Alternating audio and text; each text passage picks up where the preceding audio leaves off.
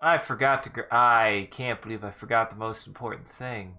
Can't believe I forgot the most important thing. Quick, quick, somebody, help me out. I've literally sent you 2, dude. You haven't you? Yeah, we're just I gonna. anticipated this. Whoa, I don't know what I did. How did I do this?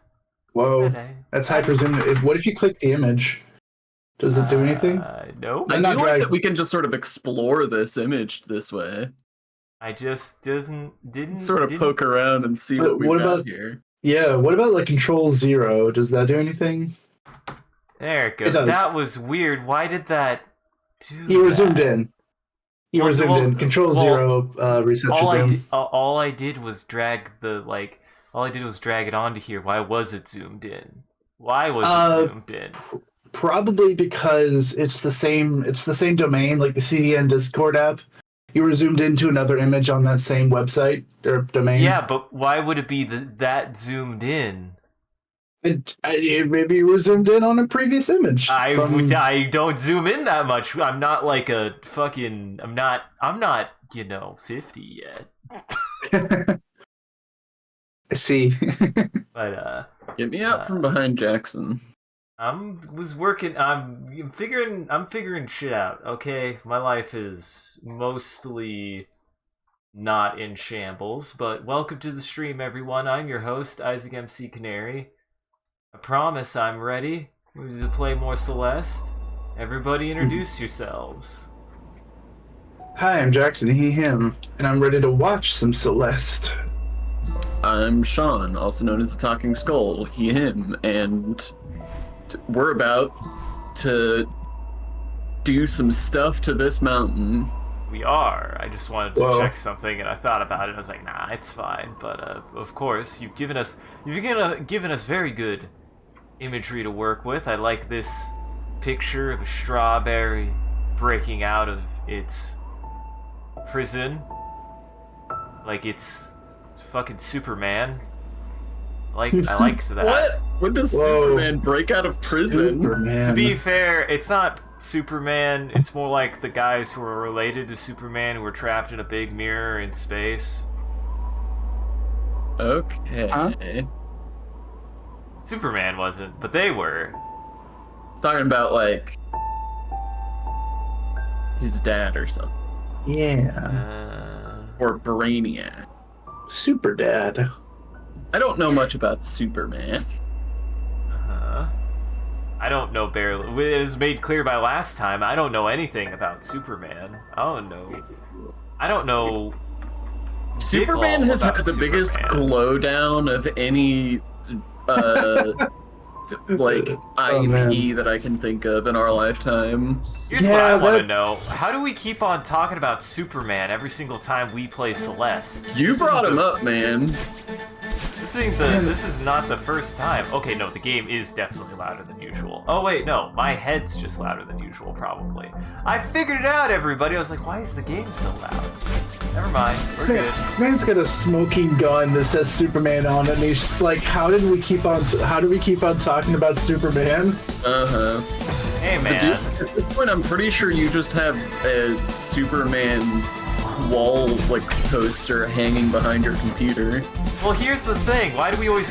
My whole confusion is why is it always when we're playing Celeste? What is it about Celeste that makes us, or at least me, think of Superman? Is it the mirror? It's the mirror, isn't it? Superman doesn't have like a mirror thing. He does! I swear he does! I swear! Welcome, Silos. Welcome, Silos. Welcome, Theta. It's not like a defining feature of Superman. You don't go step 1 mirror, step 2 Superman is what I'm trying to get at. Every time I look in the mirror, I see Superman. I mean, that's just good, self-awareness. Yeah. Self-awareness? No, it's self-worth. I'm aware that I am Superman, thank you, yes. I think Clark Kent is aware that he's Superman. I'm pretty sure he is. Clark Kent. Clark Kent. I mean, do you think the glass... Everybody always asks if the glasses would fool everybody else, but nobody asks if the glasses would fool him. Exactly. That's true. Does he look in the mirror and say, who the fuck are you? And then How'd you punches get a in my hole. house? And then he punches a hole through the wall every single time, and he's like, God damn it, I gotta... Not again. Not again.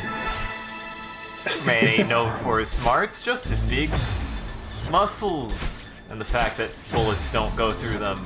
You don't have to be smart when no one can kill you.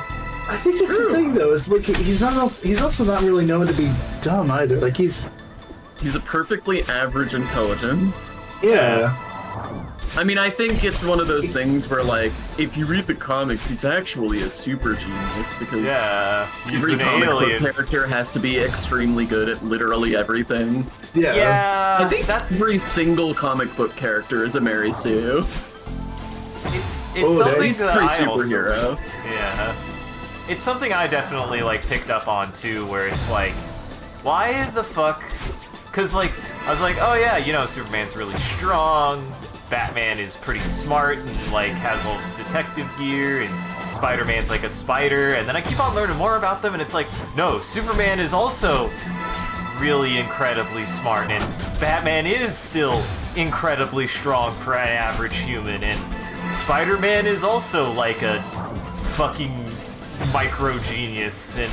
Micro-genius. Incredibly strong, and heals. I mean, Spider-Man being a genius is like an important part of his character, and in some canons, because he makes his gear, like the web-slinging gear, is just shit he invented. In we all know that canons. Yeah, we all know that Tobey Maguire Spider-Man, that universe, he's dumb as fuck. No, I think he's specifically the one that invents it. Actually, no, am I reversing that? No, yeah, I'm sorry. He was the dumb one who he could just do it naturally. Yeah, because that's why we've got that great scene of him catching a tray full of food and like all of the weird sticky web situations. Yes. I love they did that basically legit. They made him actually catch all that food on a tray. It's so funny. Wait, really? That wasn't like played in reverse or something? It had glue on it, but yeah. That's really good. It took like 100 takes or something. Listen, Toby Man gets all of the memes, but he really is still one of my favorite Spider-Mans. That wasn't supposed to sound like I think that Toby Man is a bad Spider-Man. He's just a stupid Spider-Man.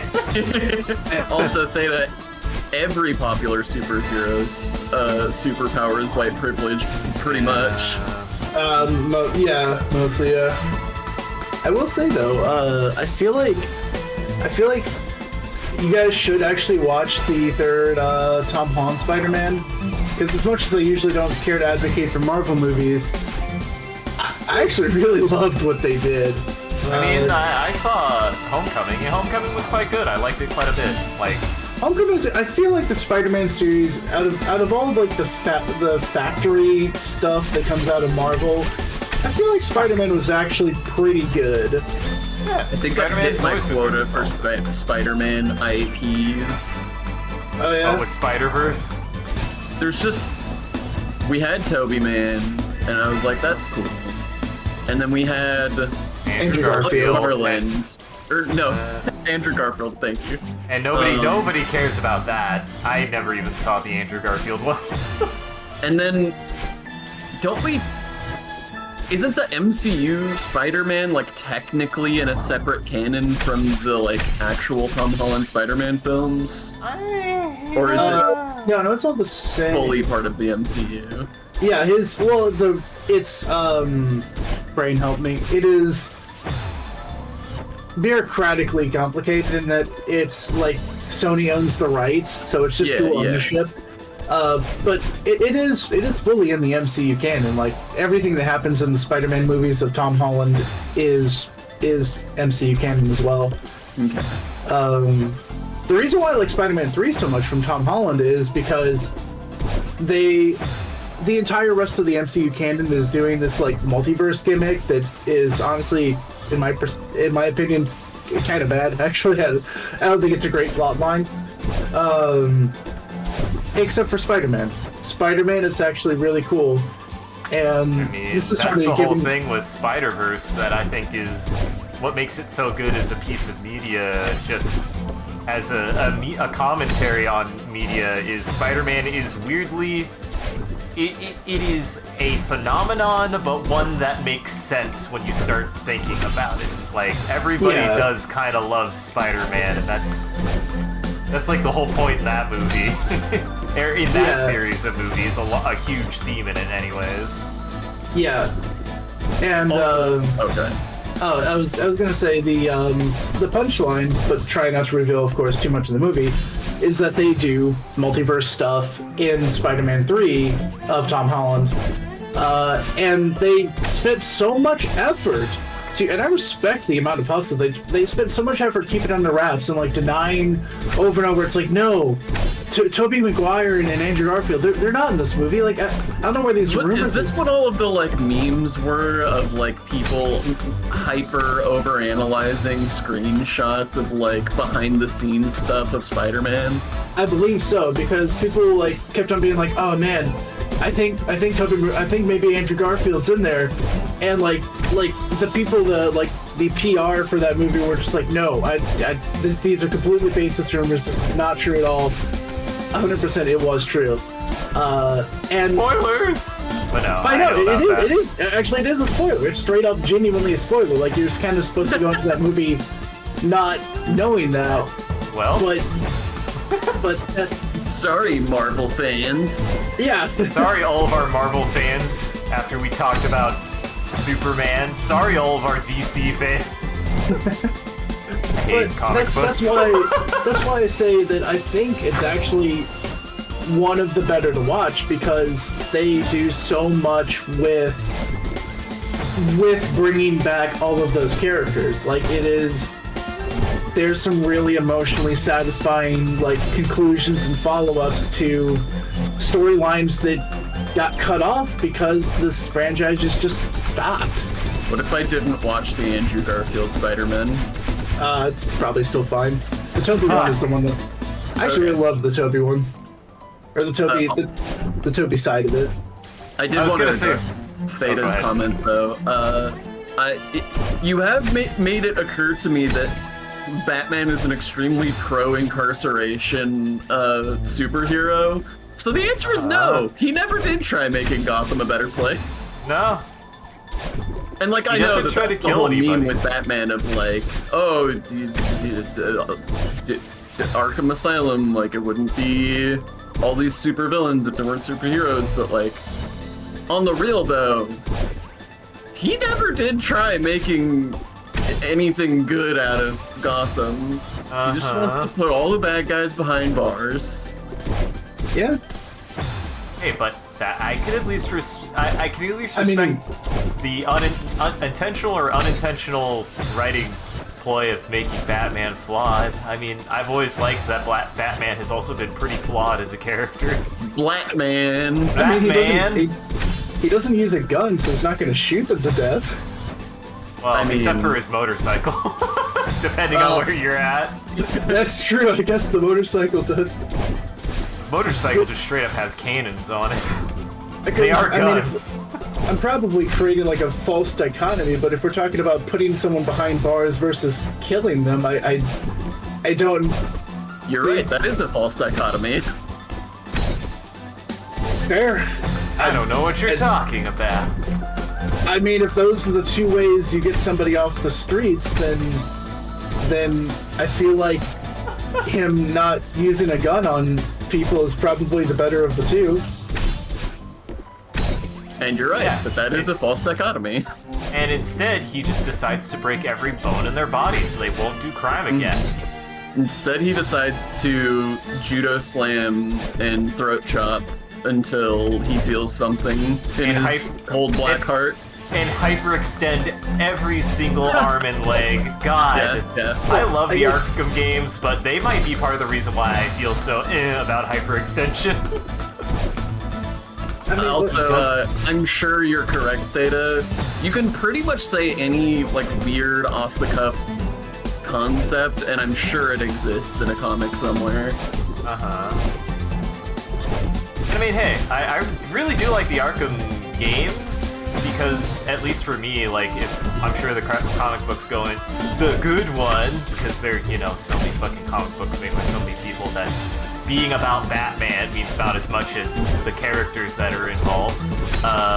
But I've always appreciated that my exposure to it through the games at least gave me the perspective that Batman has brain problems and is actually kind of bad at coping with it.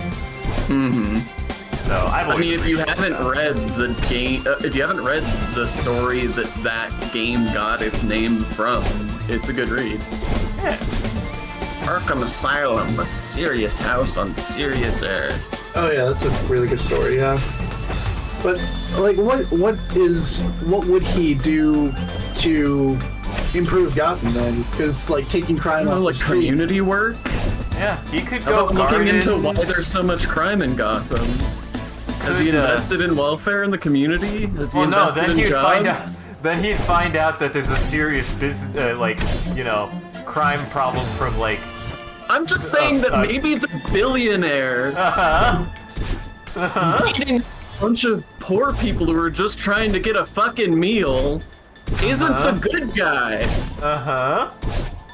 Yeah, there is. I want to say that he's known as a billionaire philanthropist. Like we don't really talk about what he actually does with his money besides make that just the way. Yeah. Ain't that real convenient that that's the part we don't talk about? Yeah. Well, it makes for a difficult... having a hard time. I'm processing. Let him cook. Cooking. Well, it makes for a difficult like superhero comic to. I mean, I think you can like have sections about it. I think that's kind of where the happy medium is. But you can't make a comic off of here is a rich dude. Like it would be difficult to make a comic off of here's a rich dude spending his money wisely in a way that benefits the people around him. Like that. Iron Man. Everybody get big suit. Like, does that stop crime? Yeah, actually, I mean that is the most effective thing. But I'm just struggling to think of like how that tells like.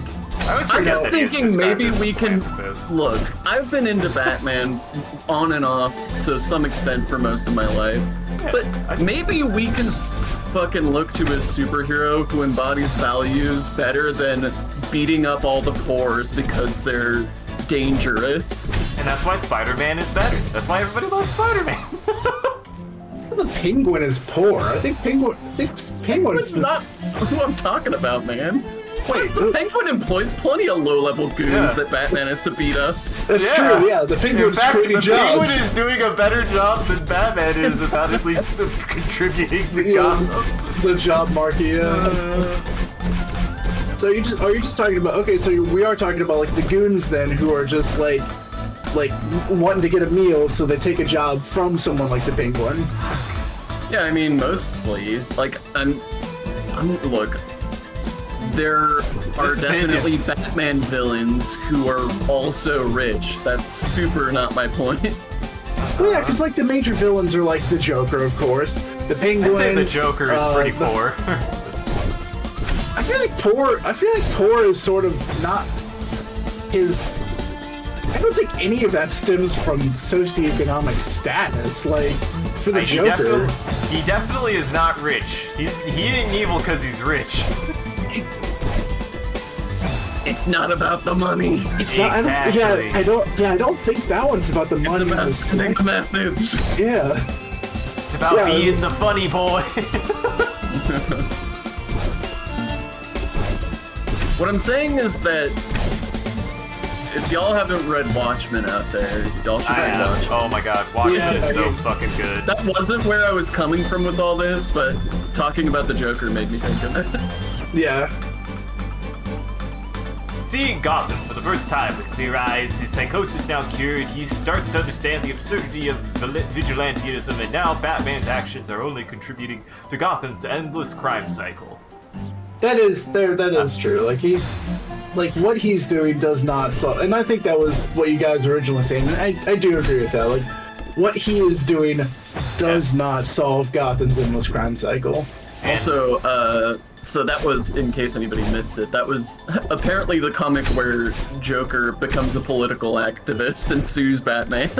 Okay, that's really funny. Oh my god. That's actually really incredible, good. And I need to read it. Joker is the good guy. What? I mean, that's the whole thing, right? That's the whole thing about comic book characters, that they've just been they've been so thoroughly explored, so thoroughly, seriously and not. Yeah. And also, kind of for me. Oh. I think that was basically it. You just had to climb a little bit higher. Did I just have to climb a little higher? Fucking Christ. I think so. I think that was basically it. This room is very much the puzzle side of puzzle platformer.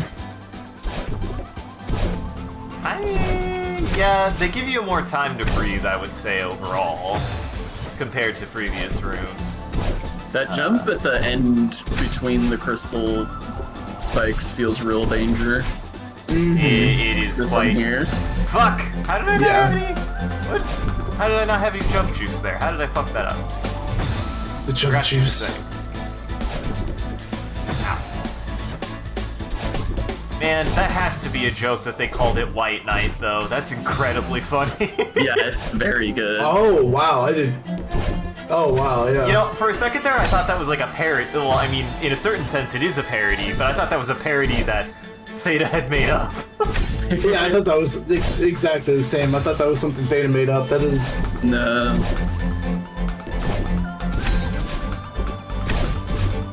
Well, that's not what I meant to do.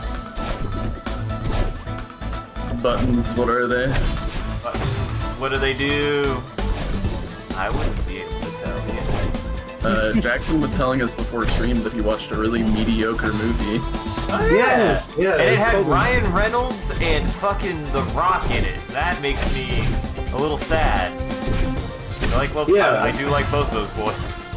Yeah, they're great. They make amazing movies. Ryan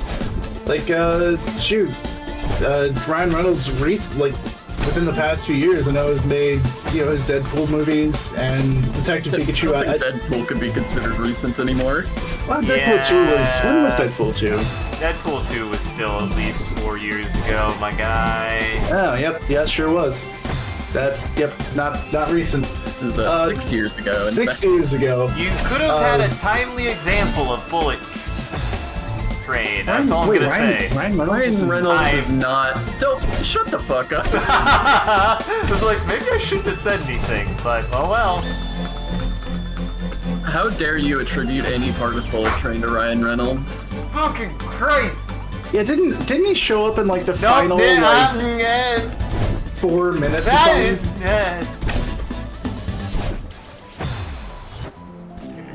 Listen, this is the only way I can solve my grueling mistake. Jackson just wants to dig your grave further. No. Jackson's rolling around in it. For once, I'm trying to take enough responsibility to say that there is no more that is to be said. I mean, what else? What could we possibly say that hasn't been said at this point? Exactly, Sean. You put it so well. That's why we won't say anything else. Suffice it to say, Brad Pitt is way better than Ryan Reynolds at me. Holy shit! I mean, wow. It's actually a pretty mildly. I can't believe you would hurt take. Ryan Reynolds. I can't believe you would hurt Ryan Reynolds' feelings like that. Unless he agrees, which he might. He might agree. He seems like the kind of dude who might agree. Yeah, agree. A part of me is like, hey, I want to at Ryan Reynolds to be like, my friend on our stream said that he thinks that that Brad Pitt is a better actor than you. Do you agree or disagree? I want to see if he responds on them. It's the only thing I'd want to do on Twitter. I don't want to engage with Twitter at all, but I would engage with it on that. Oh, I see. Yeah, I see. Kills self.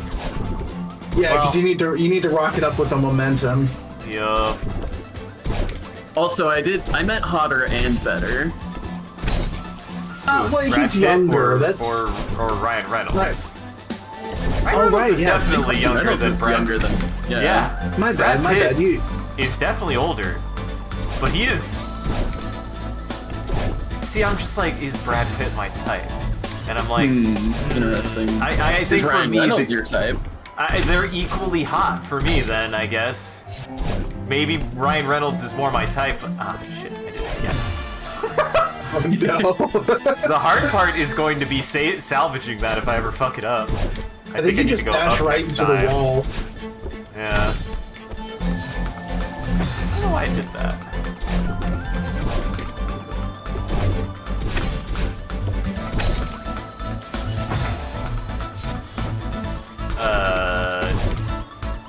What's funny though is, well, we did see one Ryan Reynolds movie fairly recently that we've definitely talked about that he was good in. I really liked him in The Voices, and The Voices is very good and very fucking great movie. Yeah, I'm a big fan of The Voices. God. Would it be spoilers to talk about your favorite scene? Because it is quite funny, but it does require... Nah, it doesn't require that much context. I mean, it requires spoiling one of my all-time favorite jokes. Well, never mind. I'll just say, there was a joke in The Voices that had me laughing so hard I missed the entire next scene. Uh-huh. The first time I saw it. The best part is that scene is, like, bookended with a pretty serious scene, but it's also pretty funny.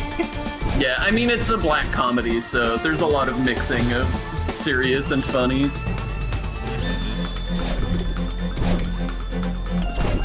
Yeah, no, that movie is quite good.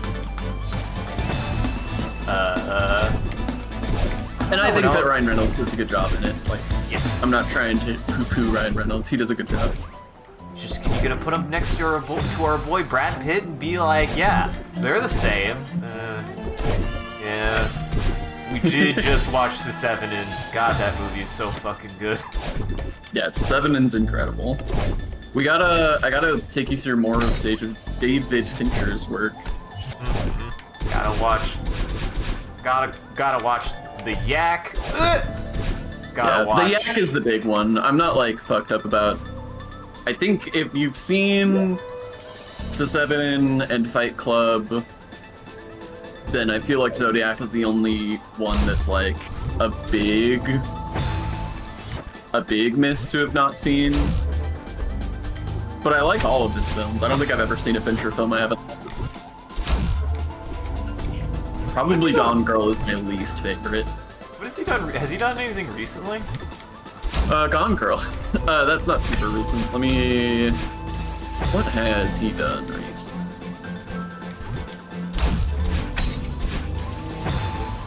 Boy, this is gonna be... some shit, huh? This room, gonna be some shit, huh?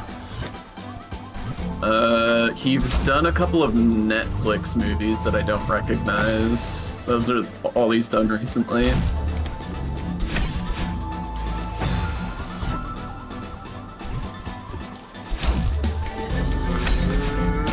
Shit. Well. It says Dreamcatcher from 2003. The first half was so stupid that they thought it was an unfunny comedy, but it somehow wound up being a decent movie in the end. Huh. Not a Fincher flick. Just an unusual movie wreck. Welcome, Curve. Hello, Curve. Man, welcome, Curve. I stopped in for a little bit, and wow, this is a completely unrelated topic, but somewhat topical to these things that we've experienced recently. He played Puyo Puyo, which, yes, in fact, is just Dr. Robotnik's Mean Machine, except it has its own IP and it has, no English. And the reason why I bring that up is that's not the first thing, that isn't the only example that I've experienced with that now at this point. Apparently, there is a Japanese puzzle game for the Super NES, I guess the Super Famicom, I don't know, I'm not gonna sound smart there, I don't know, the Super NES, and it's called Panel-de-Pon, and the reason why I know and care about it is just the same puzzle game that Pokemon Puzzle Battle is fucking made out of. It's just the same fucking game for the N64, and it's so weird why there are two examples of that exact thing where the original puzzle game has no actual localization, and the closest thing it has is just a completely different IP, just fucking nailed to it. It's so weird to me, man.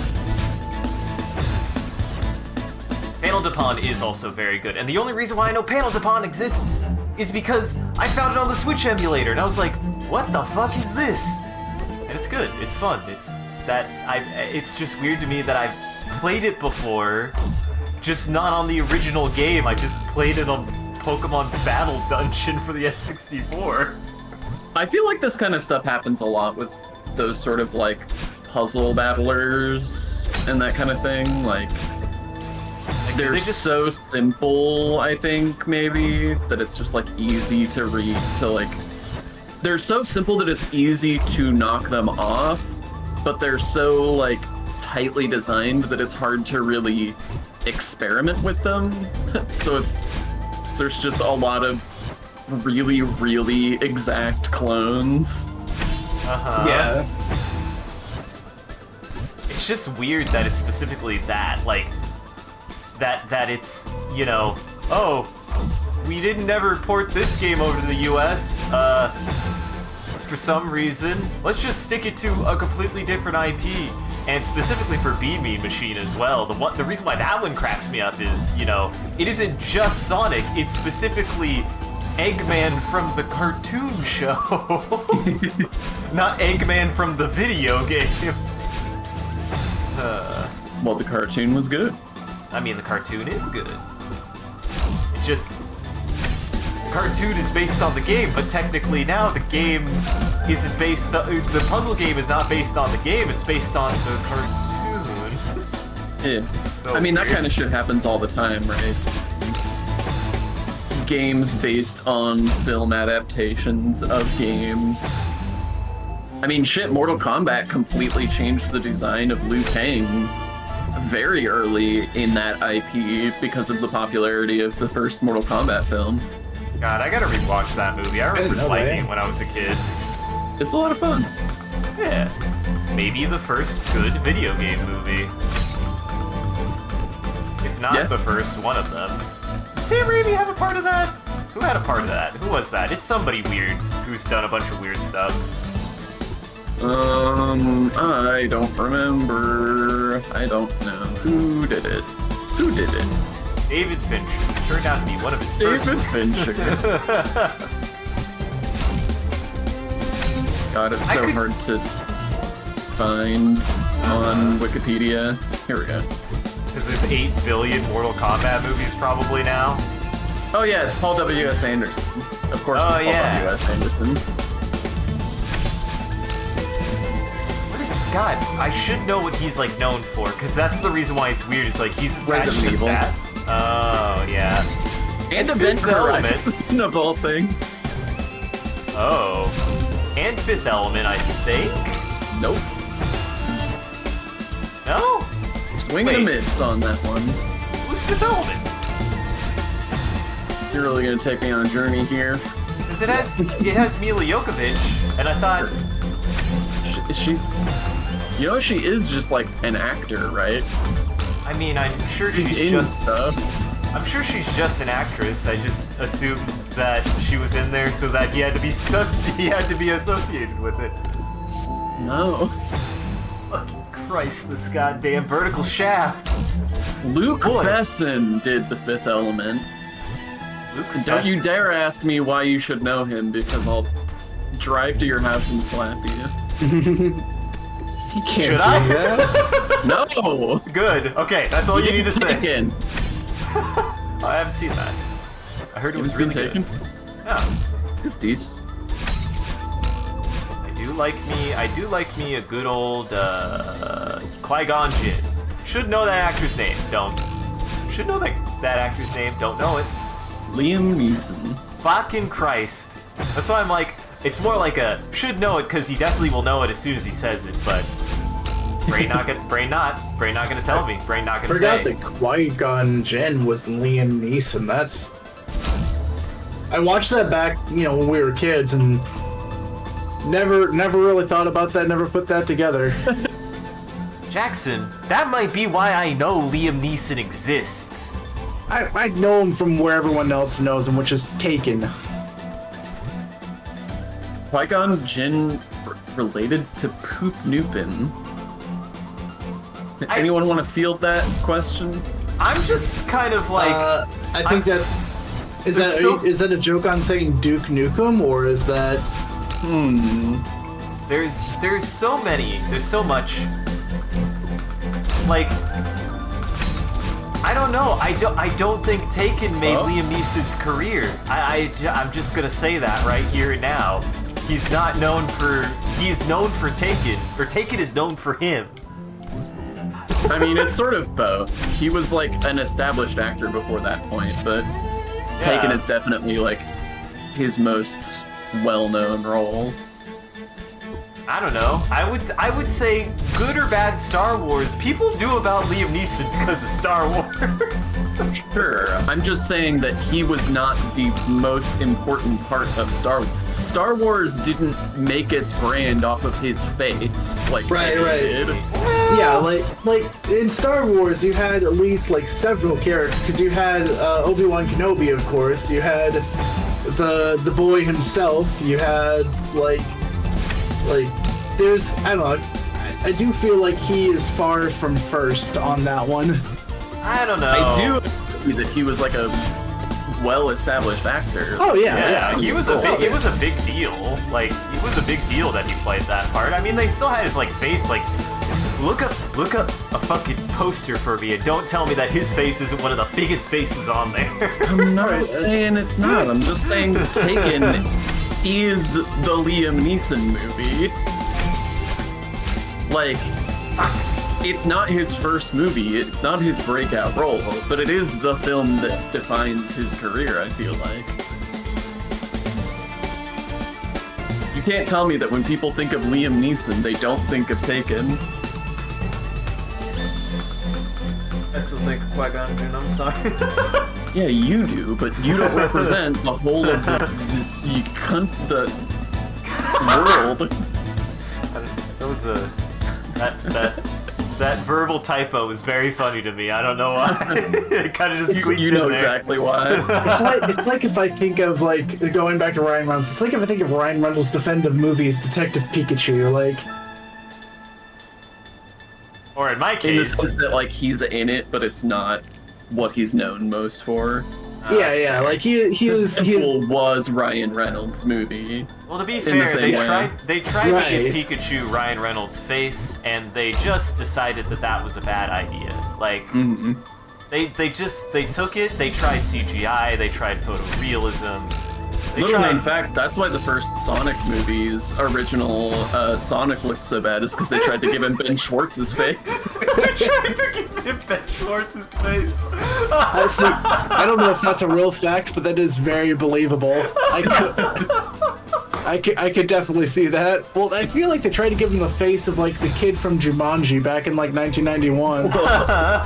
I mean, they do have a little bit of that same DNA, right? Like, a little bit. Okay. No. Yeah, that's a little baffling. How though? This part, how though? Where though? How though? Where? Where though? How though? How? Where though? How? Do I do this? Go fast.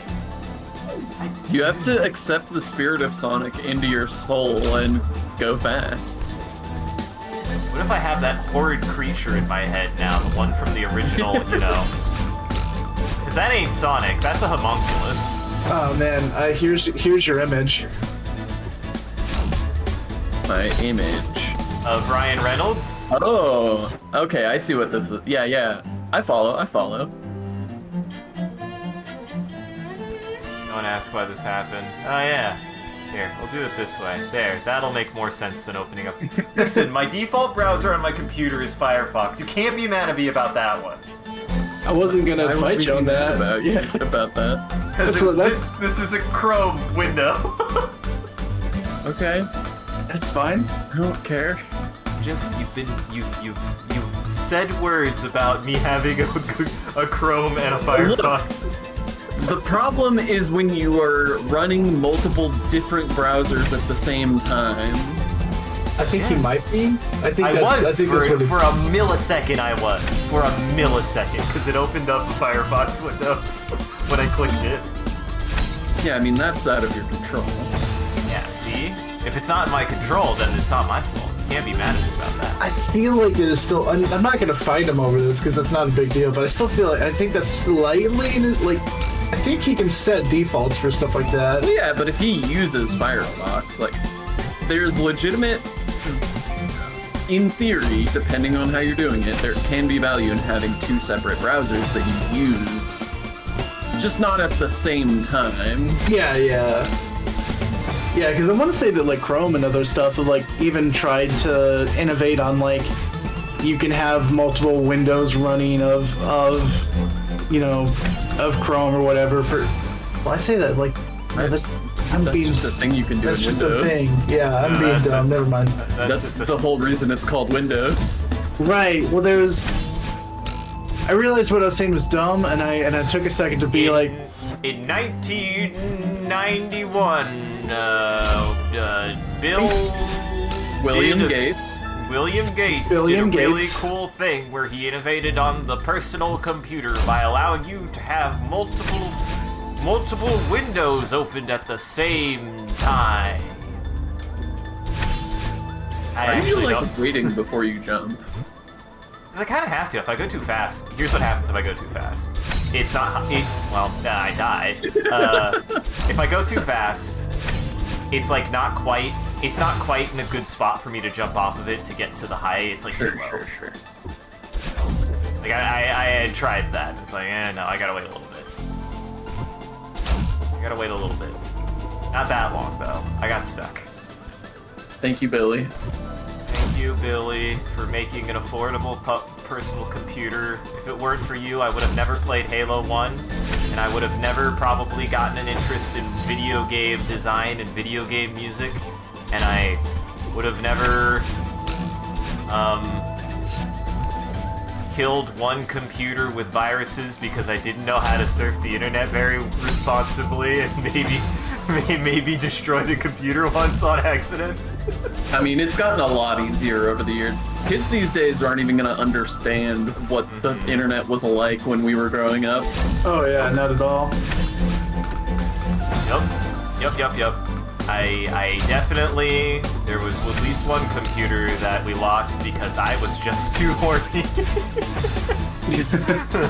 That was my fault. Probably at least partially my fault. I'm not gonna take full... I just know what I did. At least you, I used to literally have nightmares about getting a computer virus. Yeah. Fuck, for all I know, my computer's chock full of them. I just don't care. I should probably do more cleaning. It's definitely not. But, yeah. I would know, I feel like. I mean, it would explain where all this space is going.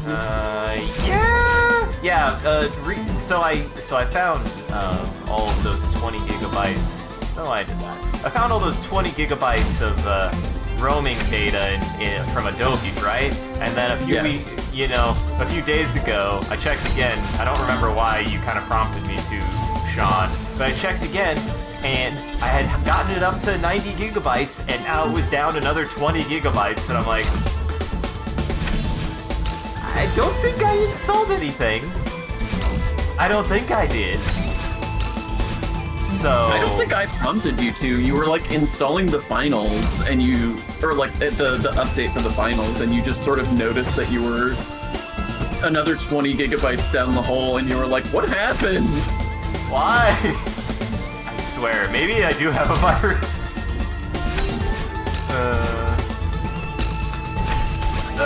God damn it. That was that feels right. That feels like it. Yeah, I just gotta go really fast. The cyber succubi, I mean...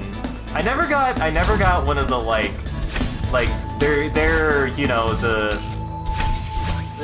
I've definitely heard pray tell of the desktop buddy kind of apps where you, download it and it's supposed to be, just, a little guy that just like hangs out on your desktop, and a lot of them were just malware.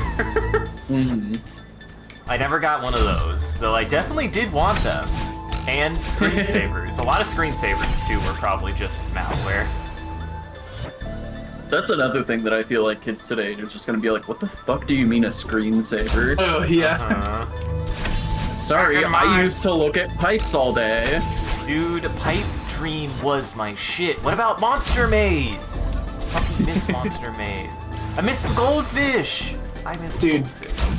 It was so satisfying for the thing that would like bounce diagonally across your black screen. It was like always, you always wanted to hit the corner. Just hit the corner, so it's like the perfect bounce. The most I love Mandalore because he's like such a straight man in so many ways, yet underneath the surface he is still a complete shit goblin. And he has this habit of doing some understatedly unhinged things that I want to say he just ran a stream once where they just watched the screensaver for the DVD player, and they would cheer he had a counter and they would cheer every single time it perfectly got in a corner. I think that was Mandalore. If not, somebody definitely did that, and that's psychotic, but I would watch that. Because we all did it. I did it. I definitely did it. I remember that. I did it. I'm not afraid to admit. Yeah. Jackson, do you think they quiet. knew, like, obviously at some point it became a cultural artifact, but when the first one of those was made, do you think they knew what they were doing, or were they just, like, assigning random values and didn't even watch it before they, like, shipped it? I don't know. It had to be completely, like, happenstance, right? It feels way too, It feels accidental to me, yeah. Right. Yeah, I think it was accidental, but I think it was one of those things that probably as they developed it, they were like, oh man, this is addicting. I wonder if anyone else is gonna think this is addicting, and then they shipped it. Also, yeah, Kirby, that's some buck-wild shit. I never fucked with that. I wasn't even aware that was a thing. Yup. Yeah. I knew they existed, and I knew I was like, I can't put that on my computer. I'd get in trouble. It's not my computer. I do love the idea of installing something like that on your family computer. What's funny is there's a modern joke interpretation of that, where a character, I won't say who actually, because somebody here hasn't played the second chapter of Deltarune, and they're enough of a character that's like secret enough that if they don't know they exist, I'm not going to spoil them. But they're a certain secret character, Sean, and somebody did that and made it that kind of like desktop buddy. And he would appear and do his catchphrases and stuff. It's fucking awful. I want to imagine that they specifically made that knowing it was like a parody of the fact that a lot of those things were just malware. It's fun. I mean, it would have to be, like, I don't think you could possibly, like, even without having ever heard of it before, as soon as you started describing it, it sounded like malware to me. There's no way you could not know that's malware. Yup. Unless you're a dumb kid who only understood that viruses existed but didn't know how or why and why. Yeah, I'm not judging fucking 8-year-old Isaac. I mean, polite of you to think that 8-year-old Isaac had enough computer access to be able to do that. That was definitely horny teenage Isaac. Come on now. Yeah, I mean, that makes more sense, but I was gonna give you the benefit of the doubt in terms of, like, the mental age. I wasn't gonna pass judgment and be like, wow, 17-year-old Isaac. Hey, man, I don't trust 17. I wouldn't trust 17-year-old Isaac, and I wouldn't trust 17-year-olds today. Yeah. I'm just saying, there's nothing wrong with you being young and a teenager. There's nothing wrong with you being under the age of 18. I just know I think 17-year-olds today have been exposed to a lot less asbestos, lead, and secondhand smoke than we were. Yeah. So they're probably doing better than we were.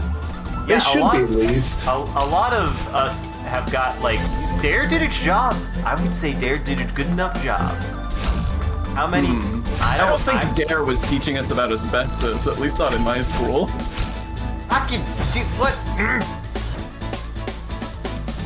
God, it's so Jackson, Kernel of Wisdom. Do I really need to beat the arrow? Because that seems really hard. Do you guys like this sick two fingers reference on the side of the screen? Yeah, that's pretty cool. I don't know what. The two fingers are. Oh yeah. Two fingers. Two fingers. Yeah. Does this guy even play Elden Ring? I'm into it. I still don't see the fingers. There's just some fingers on the side of the screen. Yeah. Jackson, you can feel free to answer his question. I just wanted to. Oh right, now I'm just processing still. Depends, like, cause that one you definitely want to.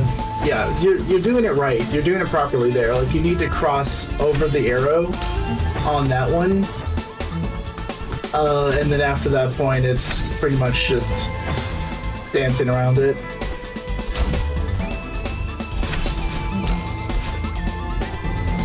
Fuck! God damn it. Maybe I have to jump off of... I might have to jump off of the bumper, maybe? When I cross? To get a little bit more height? Nope. Or me? No, you need the distance. Let's use the telescope again. Or sorry, go for it, my bad. No, it's fine.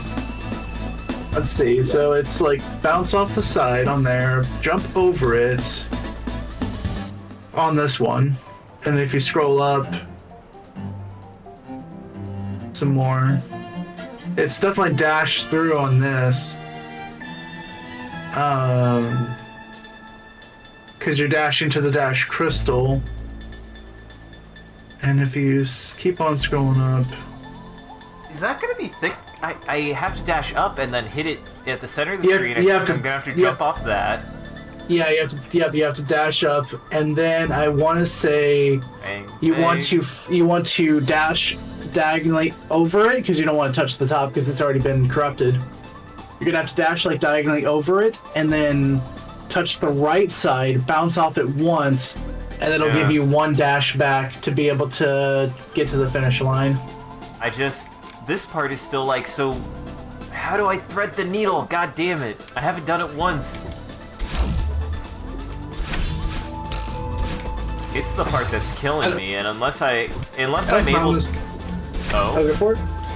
Unless I need to, like, do a wave dash, but I don't think I do. No, I don't think there's any wave dash in this one. I don't promise a lot of results, but if you put me in, coach, I can maybe show you what it looks like, maybe. I'm also extremely... Well, I mean, just did it. You just did it, so yeah. I was under. He was under. I was under. Okay, that makes sense. God fucking damn it. I threaded the needle. No.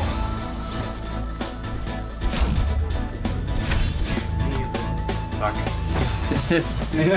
You can't just say give me the fuck. You have to ask like a whole recording process. Yeah.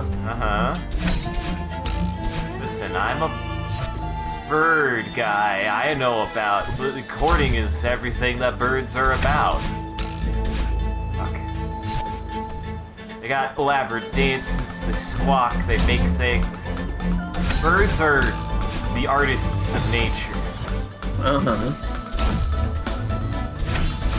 I unlocked, this doesn't pertain to Celeste, but I did unlock the secret sauce.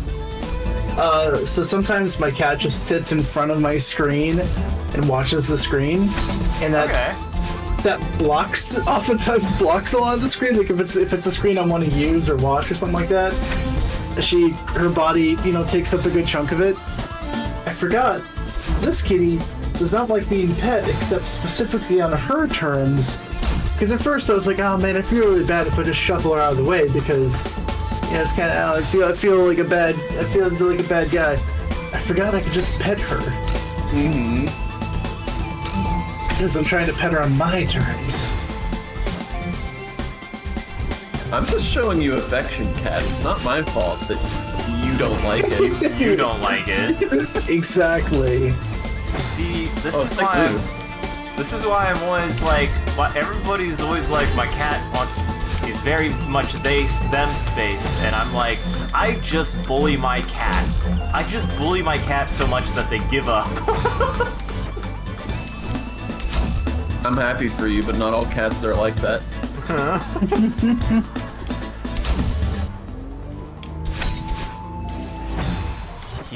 He's very easy to he just ragdolls whenever I pick him up because he's so used to me just kind of messing with him.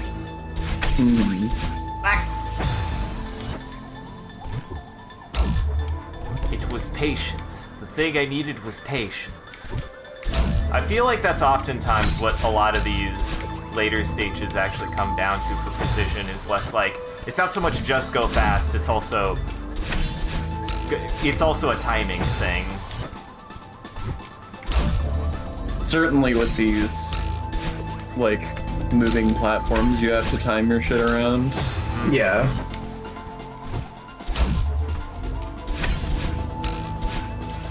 Damn it. God damn it.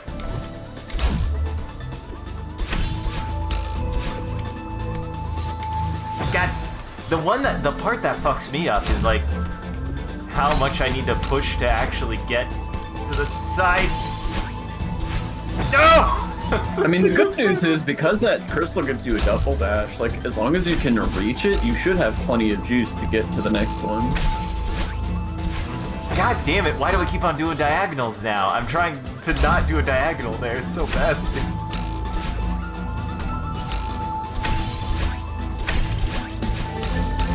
Hey! Gotta use that dash. I had to dash over. Oh, I needed that dash. Oh, he needed that dash. That's not a quote to anything specific. Stop! Fuck. Went too fast. Shit. I wish I could just hit it when I walk off. That would make it so much easier. The fact that I have to very carefully time it, that's the part that gets me.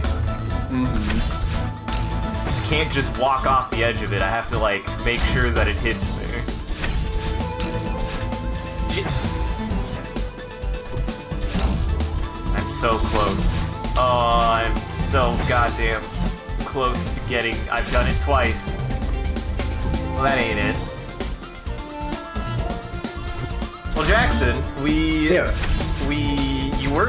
actually never talked about the thing. We never talked about the mediocre movie and why it was mediocre. You had a lot to say about it. Ryan Reynolds. Yeah. Yeah. Some of us talked about off stream, but there's probably more we could talk about. So the big thing is the, like, it's sort of like this, like, spy-esque heist movie. The heist movie is more the thing. Like, they're trying to... It's Ocean's 11. Yeah, exactly. It's Ocean's 11 with, like, two people. Where... Ocean's 2. Ocean's 2. And Ryan Reynolds is the thief who's trying to, like, steal the MacGuffins. And Dwayne Johnson is the cop who ends up, like, being framed and ends up having to work with the thief to try to clear his name. But now, before you go farther, that sounds oddly familiar to another famous rock movie that is quite good, but that seems oddly familiar. Have you seen The Rundown Kid? No, funnily, I don't think I have. I mean, that was one of the big first movies that I knew The Rock was in, and it also had a guy, I can't remember his name, but he was in a lot of movies of that era. I can't think of it. It's very similar, though. And his job in that movie was, I think he was either a cop or like a hitman or something, and like he was hired to get this kid who had stolen a bunch of money, and then the shenanigans, and then shenanigans in Brazil. That's all I remember about it. Shenanigans in Brazil. It's got a lot of wire foo, people flipping and flying around. It's pretty fucking silly. Don't feel bad for forgetting this dude's name. It was Sean William Scott. Sean William Scott. Yeah. Definitely didn't know his name. Can fucking see his face to this day.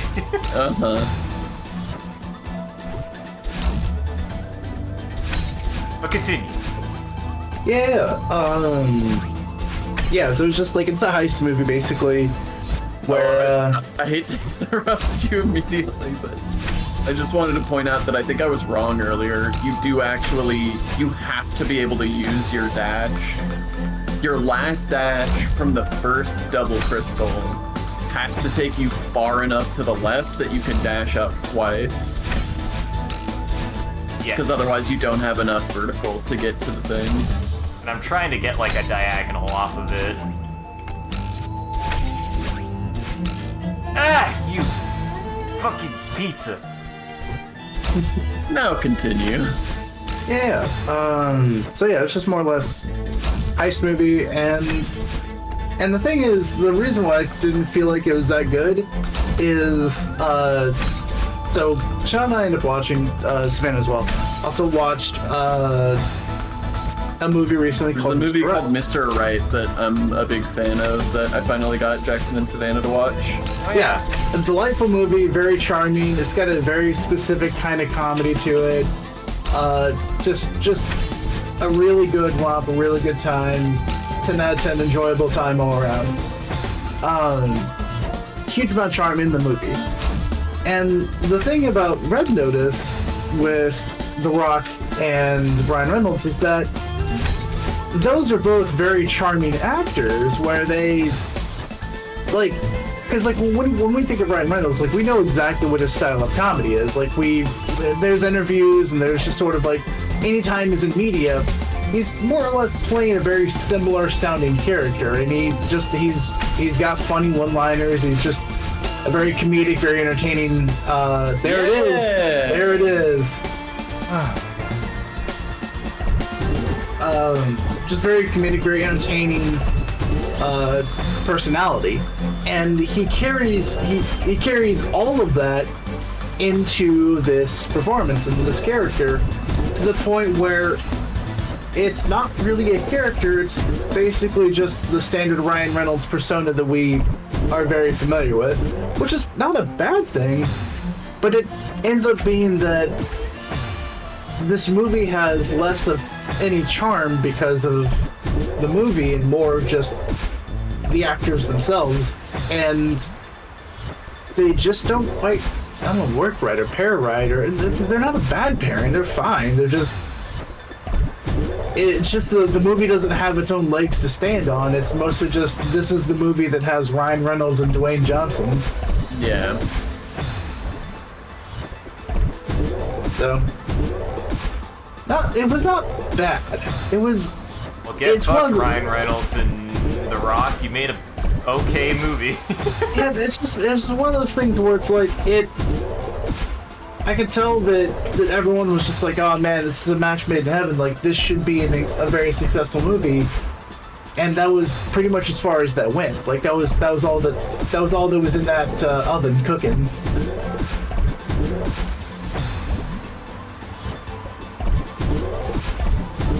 It sure feels that way from what you've described. I think that top route is a trap, dude. I think, well, both sides feel like a trap, because I went this way, and I went, well, not that way, and then I went straight right. Boy, this air current is really fucking with my perception.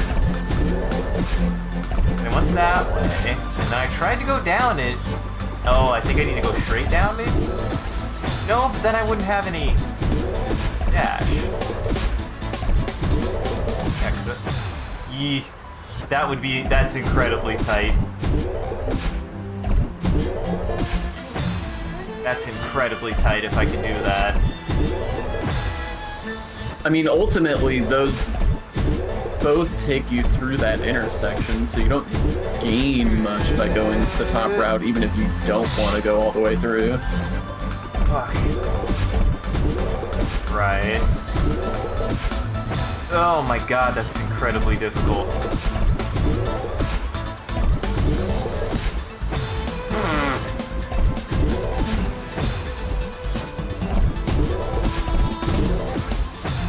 Hey, I'm getting gamer thumb again.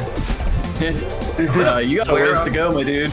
I'm gonna wear off all of the fucking... I'm gonna wear off the fingerprints on my left thumb, and I'll be known as the left thumb killer, because for some reason they'll be able to identify me by everything but my left thumb, and that'll be the mystery, is who's the man missing his left thumb, and it will be, aha, he wasn't missing his left thumb, he just somehow worn down his entire left thumb playing fucking I like that in the Celeste. fiction of this film,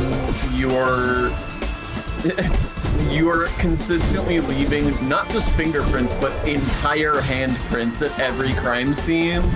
And also, despite that, they can't find you. Because I'm missing my left thumb. Right, because when they go to fingerprint you to be like, are you the criminal? Well, you can't be fingerprinted. Mm-hmm. Exactly. Never. Kirby, I've killed nobody. I haven't murdered anyone yet. You I can't haven't prove murdered it. anyone recently. Yeah. Why would you be worried about that? It got really quiet. Now I don't like how quiet it got. God, I did that. It feels so janky that it doesn't feel like it's the way you're supposed to do it. I mean... But it's the only way I've gotten through, so I'm not going to deny that. God damn it. I just don't know, like, what you could gain from going the top route. Maybe going... Maybe it gives you a slightly better angle to do it down right. Yeah, that's what I'm thinking.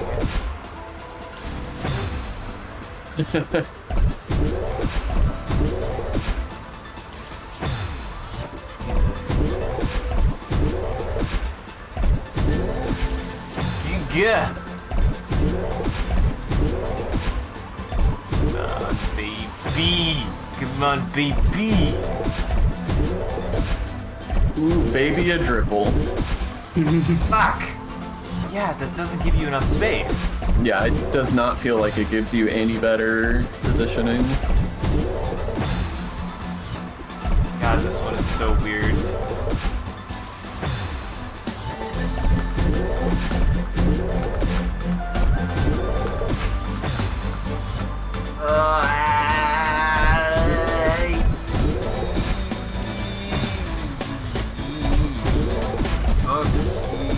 Let me through. You know, I was trying to time that to see if that was maybe the secret consistent thing that would work, and it didn't work. It halfway worked. I want to know how he did that one time. Roll the tape. Fuck. Have an idea, maybe? The problem is I have to dash down and then immediately... There. There you go.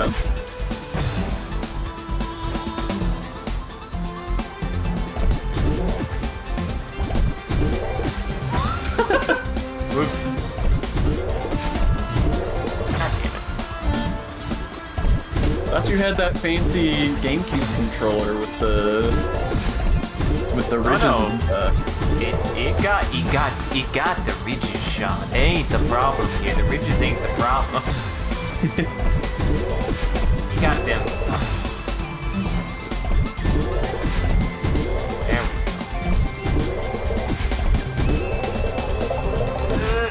That ain't it. That can't be it. I have to take that other one.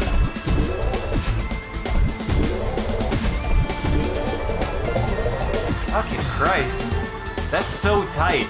My brain is like, okay, you either get there, or you either get there, and then the time it takes for me to be like, okay, what do I do next? I'm already going, and I'm like, God damn it. Yeah. Yeah, definitely. Oh, I'm sorry. Did you sneeze on your cat? No, I sneezed on myself. I sneezed on the audience. I sneezed on you guys. God damn it. I should have a scream sneeze counter so that way people can keep track of my sins. You're at 1. Just like of all time, I've seen people do like a sorry counter for every time they say sorry, and I think a scream sneeze counter is absolutely something we need. Because it needs to be something that needs to be recorded for how awful it is. Because I just seem to not be able to change my ways. I don't think you can really, like, stop sneezing. I mean, the screaming is the part that needs to stop. Oh, yeah. The screaming needs to stop, not the sneezing. I'm with it now. We're good. Hey, can you send me the screaming needs to stop? Yeah, totally. Just for a reason. God.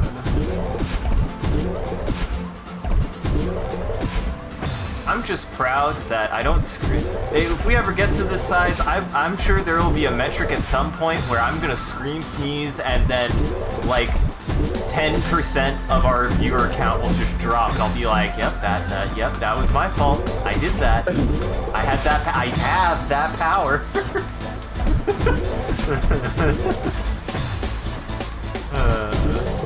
I've Chat's never getting understood the scream sneeze. I mean, I'm not saying I'm right for it. I don't think I've ever said I'm right for it. I get surprised, man. I'm like, before I know it, I think it's a genuine scream. You're scared. I'm scared. My face hurts. I get scared. I feel like my head's gonna explode every single time. Wouldn't you scream if your head felt like it was gonna explode? And maybe if I don't scream, my head will explode. Maybe. That might be.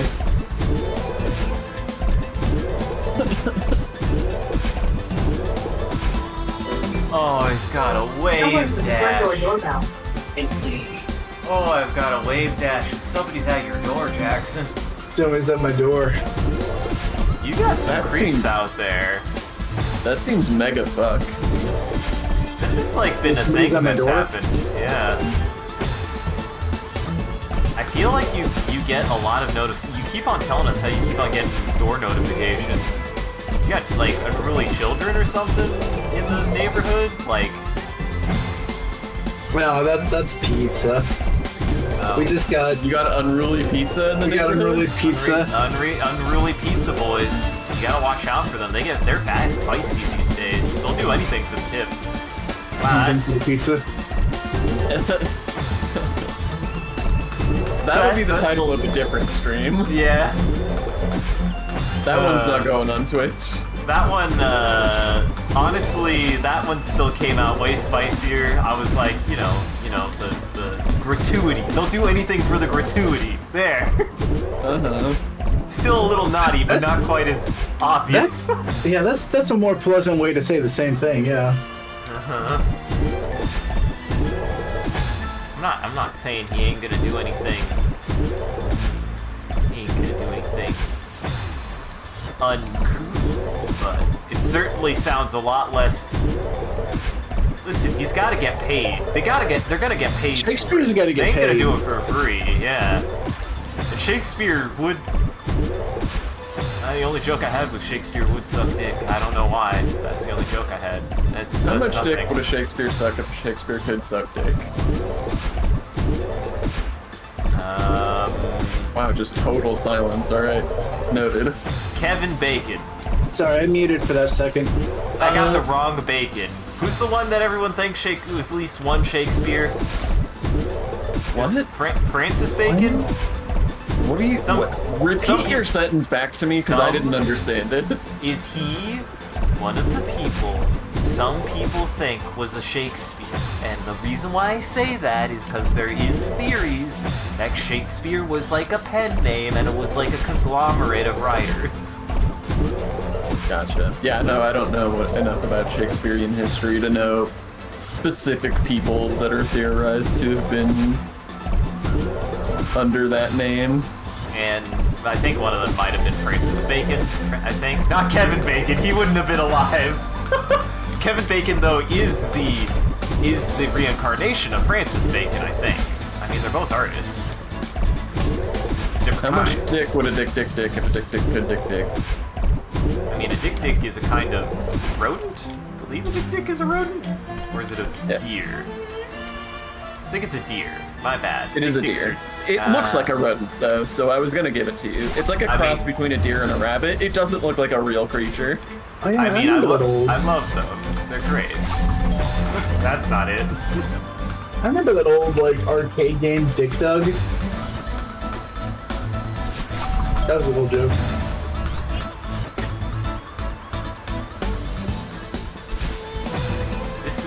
Silence. This is. Listen, I have to deal with this. I have to deal with this. Okay.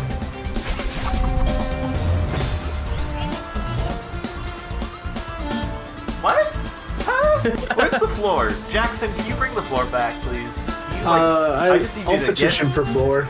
Yeah, get the floor on the phone, see what they're up to, see if they're available. See if they're available. Something's clearly gone wrong. I think this stage is bugged.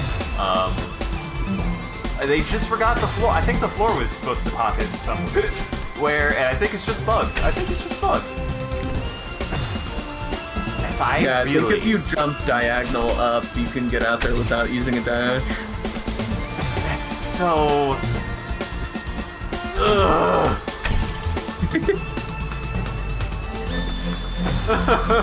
Why?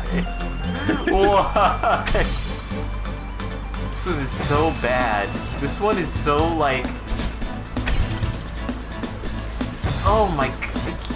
Another good example of very puzzle, not as much platformer. So I'm not even sure if the way we're doing it is the way it's supposed to be done. Because I don't see a way to. What are you supposed to do there? But wave dashing was just death, unless I have to hold back? Oh my god. Actually, wave dashing is the answer. That's... Oh my god. I fucking hate this game.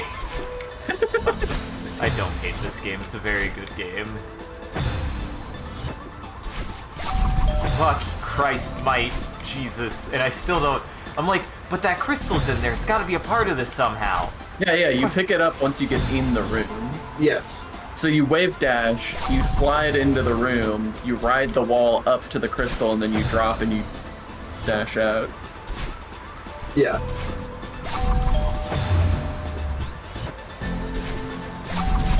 Oh, okay. God. Prepare to hear that a lot. Ding dong!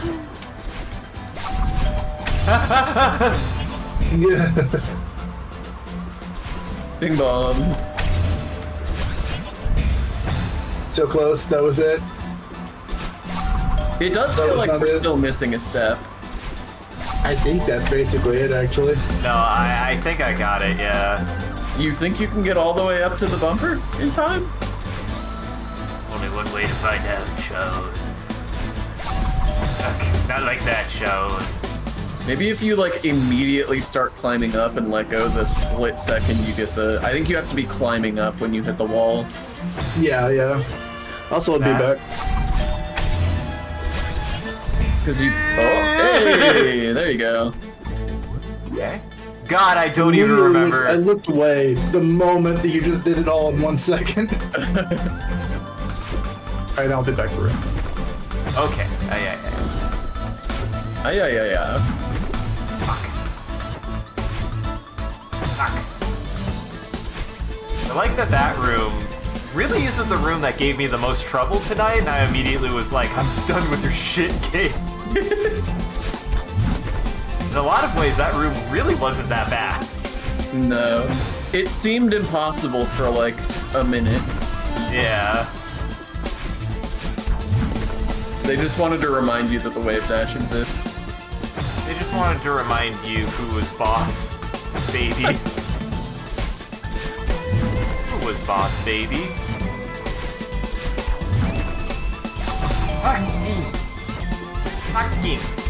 Fucking!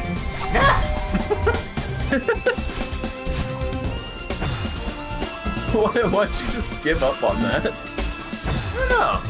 I don't know, Sean. I didn't... I'm learning game mechanics. Fuck.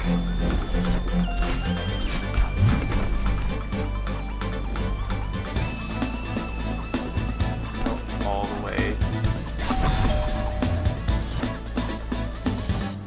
I have to get to the pink crystal. I have to get to the pink crystal. So I have to go up and around, jump around to the one on the right, get the pink crystal, dash underneath, back up, jump over, jump through, and then I gotta go up that. That's the maybe easy part. That's the easy part, I hope. God.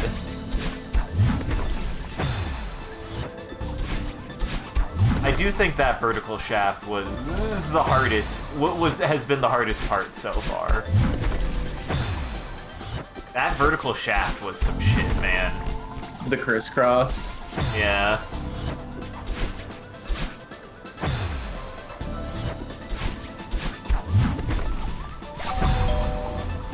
Ding dong. That one was just pure instinct.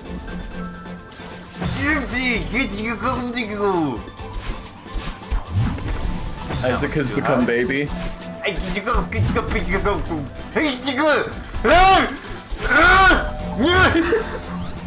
helped. It helped. Uh-huh. Oh, man. Everyone out there, remember, these effort noises are for pure entertainment purposes. I was really mad you would know it. If you were really mad, then you would just get really salty. Uh-huh. And I wouldn't get salty on stream. I wouldn't yell at chat.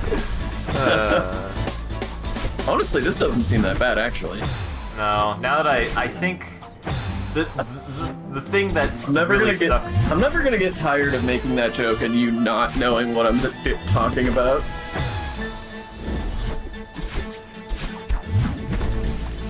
Go ahead. Was it a Celeste one? Now I'm like, wait a second. Yeah. Wait, which one's the... God damn it. Oh, the Armored Core one. Yeah.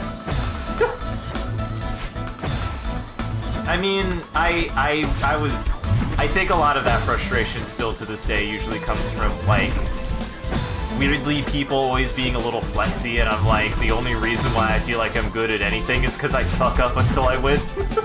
I just am willing to fuck up a lot. So, I don't know, I get a little touchy about that, because I feel like sometimes people get very, like, dick swingy about, like, oh yeah, this part, it wasn't that bad. It's like, I don't know how to tell you this, but, I play video games because I'm gonna lose a lot. I don't know, usually. Usually it's my bad days where I'm frustrated about that. I don't know. It is a weird thing. I feel like a lot of people get like very like it. I get that like feeling of like, man, I did this like really hard thing in like one go, and like wanted to be like super proud of it. And that's fine. I just Do I still humble brag? I try not to. I'm gonna kill myself for that one. I deserved it. That one was on me.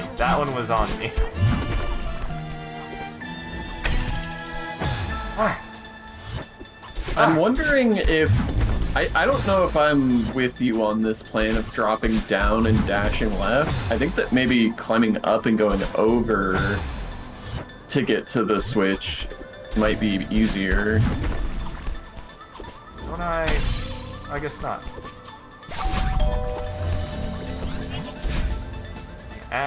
Oh. I didn't have any more grip. I lost the grip. I lost the grip. Perhaps we need a wall kick. God, God, God.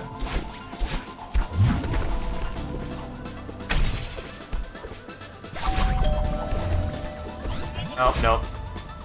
Fucking Christ. That is incredibly tight. Yeah, that's curious.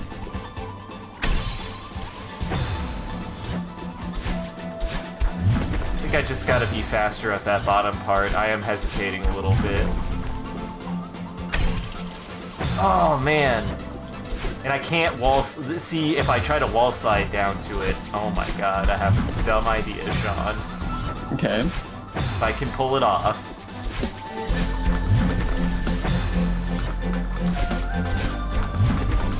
Well, if I can get through this fucking...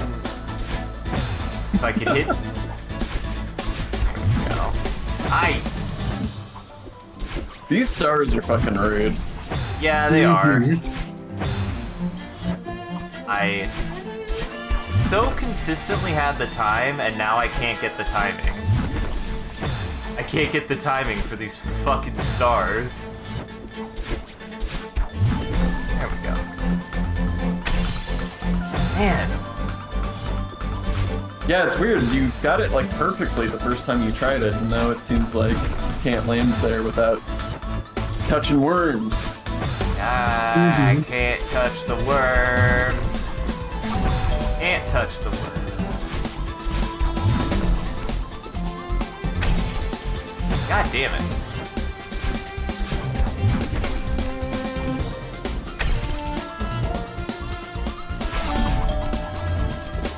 Yeah, I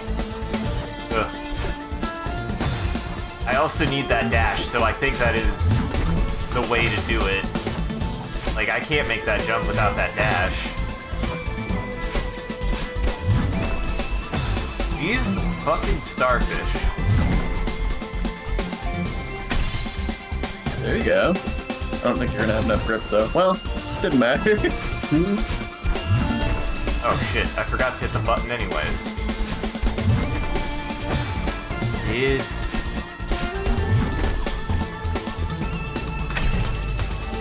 What? God damn it, I must have just barely touched him.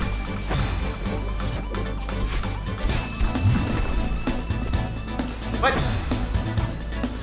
Damn it.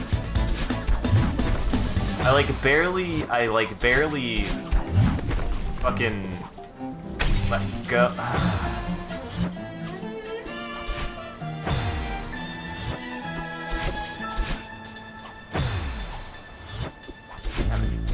I have a dumb idea. Fuck it. Do I even need this?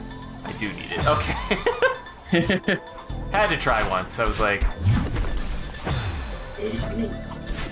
Oops.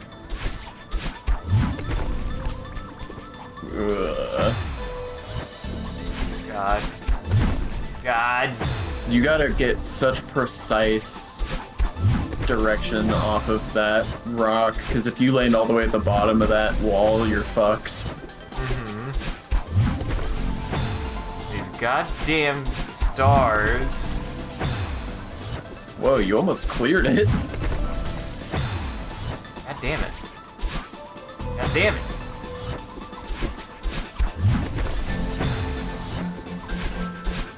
Yarr! Yarr!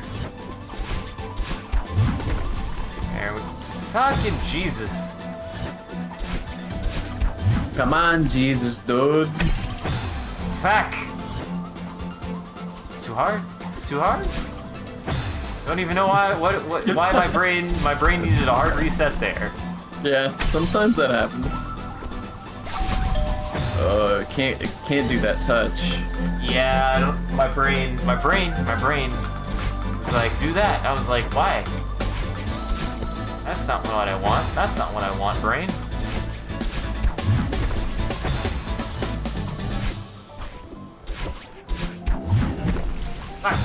Man, it's like so close to not possible to clear that. I feel like that's I feel like in terms of speedrun strats, clearing that fucking spike is possible. Not that it's the way to do it, just that I bet speedrun strats, you can do it. Yeah.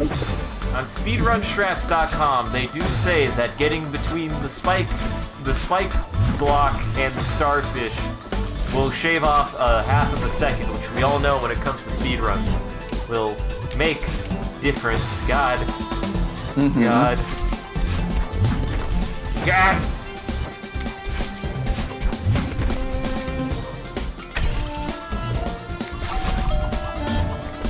Okay. Oh, yeah! Nice! This is the easy part. This is the easy part. This is the Bring easy it part. home. Just fucking Very take nice. the time. Okay, starfish.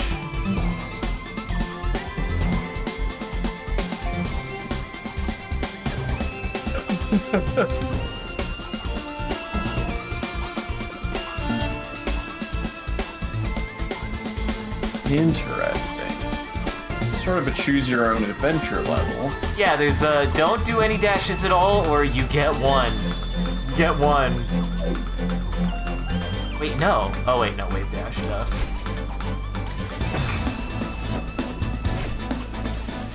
Yeah, I mean, you need the dash either way, because on the right-hand path, you need the dash at the very end to get out to the exit. Nope.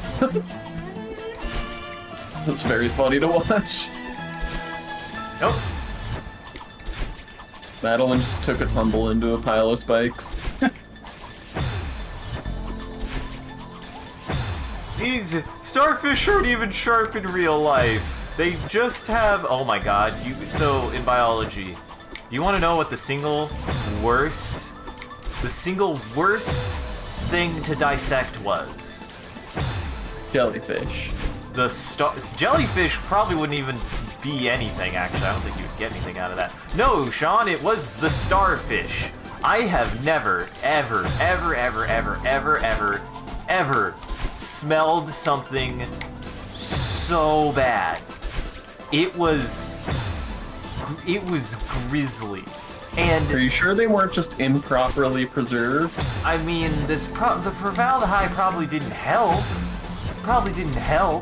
But the weird thing is the starfish is like, you had to like, trying to cut them open is like trying to cut into the world's, it's like trying to cut into a rock almost. It's they're incredibly hard. And then like they just got like, they've got no meat. They have no meat. Jesus Christ. This level is evil. This level is evil. Shit like this is why I didn't finish Chapter 9.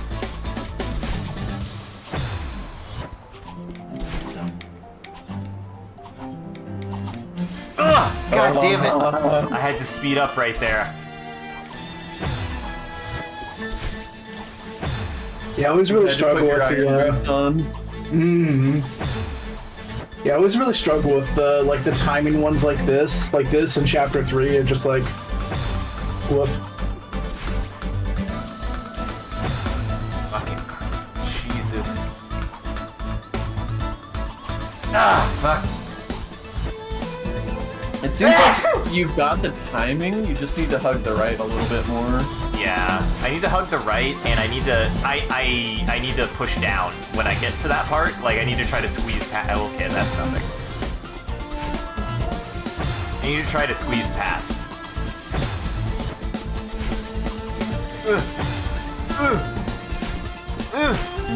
That ain't nothing. That ain't nothing. That ain't nothing. God damn it.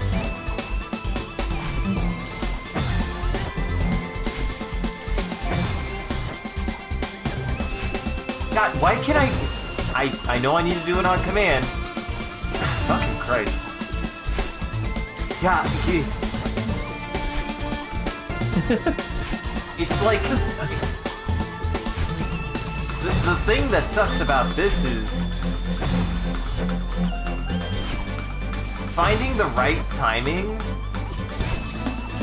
is so difficult because the action of the wave dash takes so much time.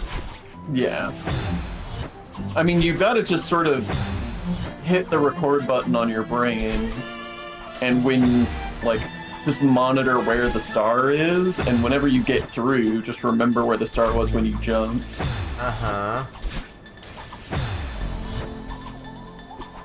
I think it's like right before they get to the left-hand side, you can do it, and you'll be able to get through the left.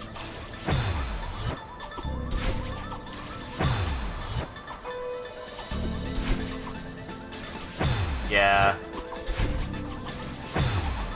Maybe... I did it. I was doing it, and then I somehow lost the fucking sauce. And I don't know how I was getting it so consistently. I really don't. That ain't it. Fuck! You were going through the left side before.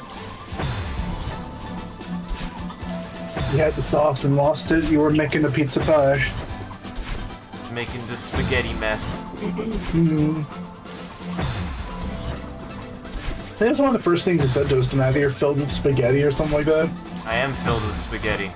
Spaghetti is how I power myself these days. Powered by spaghetti. This stream brought to you by spaghetti. It's that red, drippy noodle mess that you crave. If it's drippy, I feel like your spaghetti sauce is not thick enough. Yeah, agreed. I mean, I feel like drippy can mean a lot of things, I guess. I usually cook it down a little bit, but yeah, no, I don't. I try to thicken it a little bit these days. For a while there, I would like saute all of my vegetables and my protein, and then I would throw a bunch of sauce in the pan with it in there. And recently, I've been separating that shit out, and it's been working out way better, honestly. I just get some store brand spaghetti, store brand spaghetti, store brand sauce, marinara sauce, and I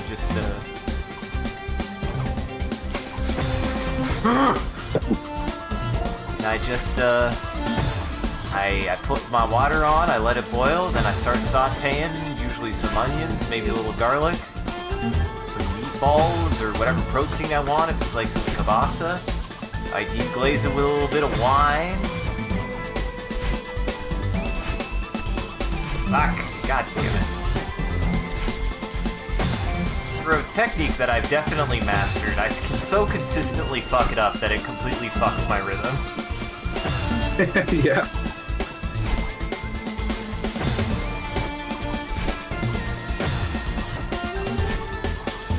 Oh my god. But I do that. Oh my god, why is it every time I start talking about this I win? Sounds like you need some focus time. I need to take the spaghetti. I'm trying to channel the spaghetti. I'm trying to channel the spaghetti into this fucking stage, man. It was helping. Become the spaghetti. Welcome Spaghetti to the already! spaghetti channel.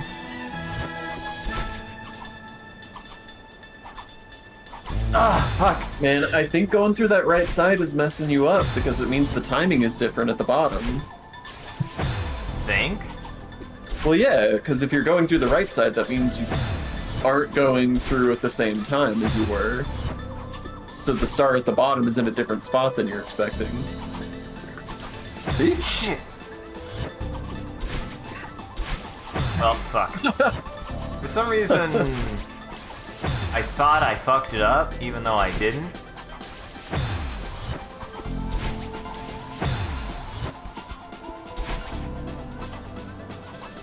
Damn it!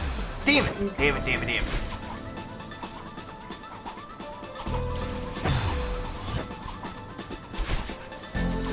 I'm still on the fence of whether or not... I mean, I guess I haven't tried it, but I've gotten so close on that right side that I'm like...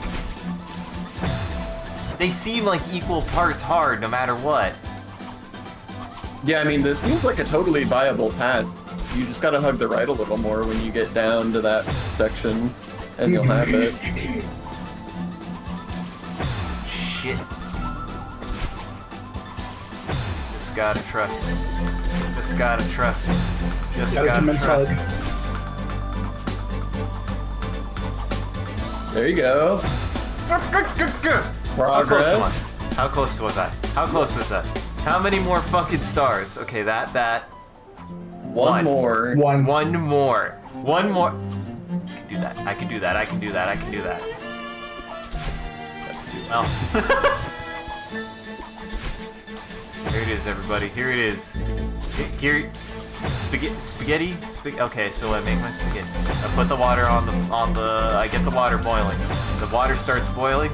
I start sautéing my onions, my garlic, and my meatballs. And then when the spaghetti is done in the pot, I put the spaghetti in the pot, and it boils for a little bit. And then once the spaghetti is ready, I take the spaghetti out, I put it in my dish, I throw in all the meatballs and vegetables, and then I deglaze the pan one more time with the sauce itself. That has been my spaghetti recently, and it's been quite good. It's good spaghetti. Highly recommend. Sounds tasty. It's very tasty. Did I eat your spaghetti?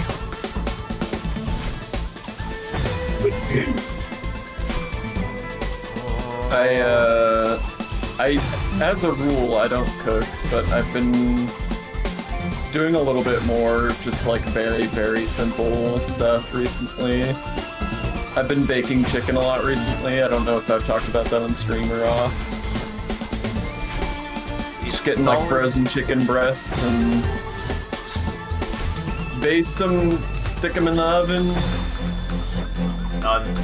Easy. Nice. My pro cooking tip for anybody out there is if you can use an oven for it, that's the ticket. Because I know some people wouldn't be comfortable with this, but if you're comfortable walking away from an oven, it'll save you a lot of time. Just gotta plan. Baking is also like a easy win in terms of like just getting tasty, healthy foods. Like, Yep. It's the perfect way to cook if you don't cook. Yeah. I forget what was the. I forget what was the reasoning behind like, as a rule, I do not cook. Like, you just hate. I'm just not into food enough for it to be worth the time and effort. I don't enjoy it. I find it stressful, and I don't find it that rewarding. Fair. It's fair.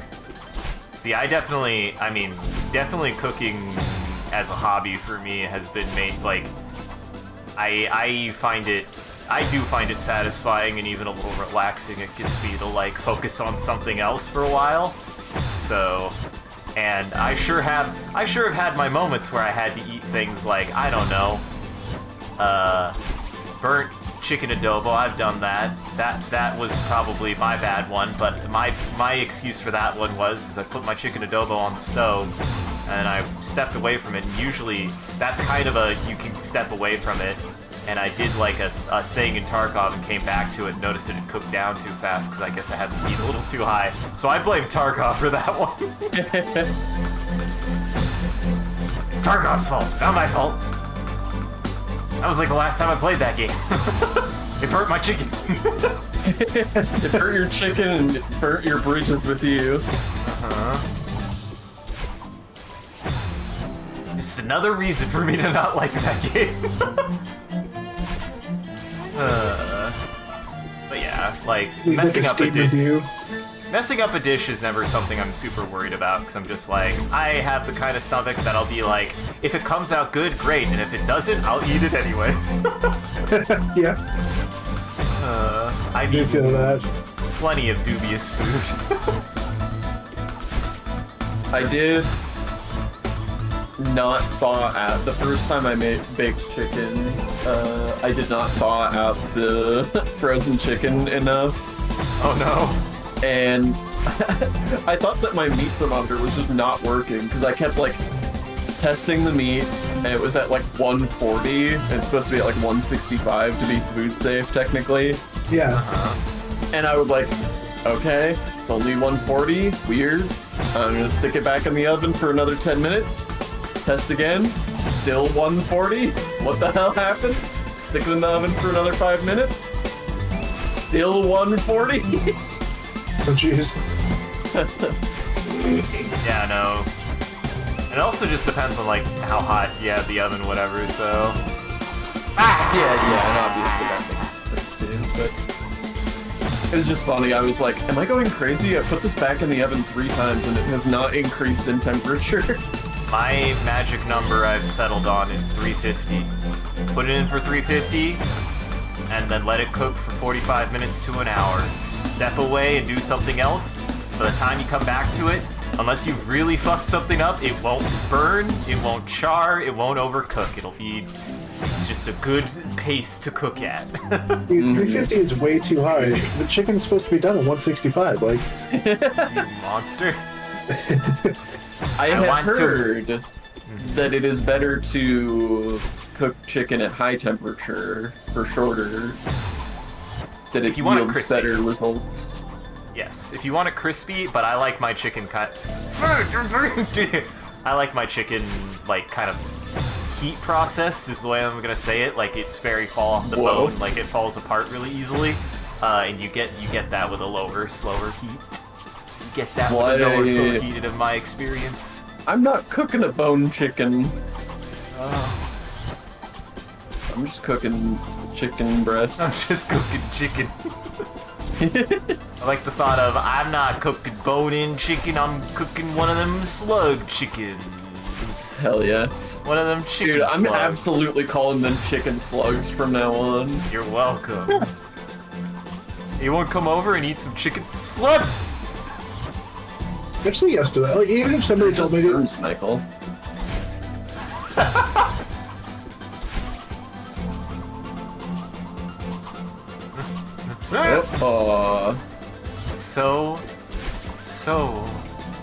So close. I can taste it. Like the chicken slugs. Like the chicken slugs. I can taste them like the chicken slugs. What were you gonna say about chicken slugs, Jackson? I feel like I'd trust that even if no one told me what that is. Like, even if no context, they're like, you want to try a chicken slug? Sure. Has chicken in the name. How bad could it be? Tastes like chicken. Tastes like chicken.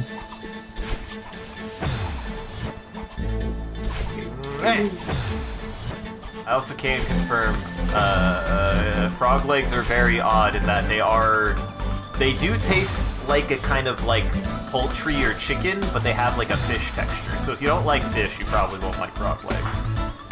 I love frog legs though. I like fish, but I'm always hesitant about frog legs. Like, I don't think I've had them just because I just sort of get eked out by them. Well, they do taste like a poultry, like a chicken. And they just got that weird kind of like checker feeling that fish has. You know the one where it's kind of like the meat falls apart into strips. Yep. Chunks. It's got like that. Alligator also, for some reason, has that. Alligator's weird, man. Also kind of tastes like chicken. Really, really tough, gamey chicken. My favorite. Dinosaur chicken, some might say. Gamey is such a weird term to me. I get it. It's a texture thing, but it is weird that it's like, that doesn't sound good, right? Like, yeah. Why would I want my chicken to be chewy? What the fuck? And from a giant lizard. I'll call him a giant lizard. I thought gamey was sort of like this, like, flavor profile almost, like, with people talking about, like, venison sounding or tasting gamey. Gamey to me has always been like, it's been like, you know how beef is like, kind of like, it'd be like a little bit tougher than like just like raw steak. Yeah, It's got a little bit more thickness to it, you know? you gotta gnaw on it a little bit harder. Jackson, according to the Merriam-Webster dictionary, Jackson is correct and Isaac is incorrect. It is not a texture thing, it is the flavor of game. I have no idea what the flavor of game is then, and I have no the game. flavor of game is my new YouTube series starting next week. Oh my god. You're taking everything from me. If everyone on the internet promised to not steal these titles, I did think now and then, because you're talking about the flavor of game being your YouTube name,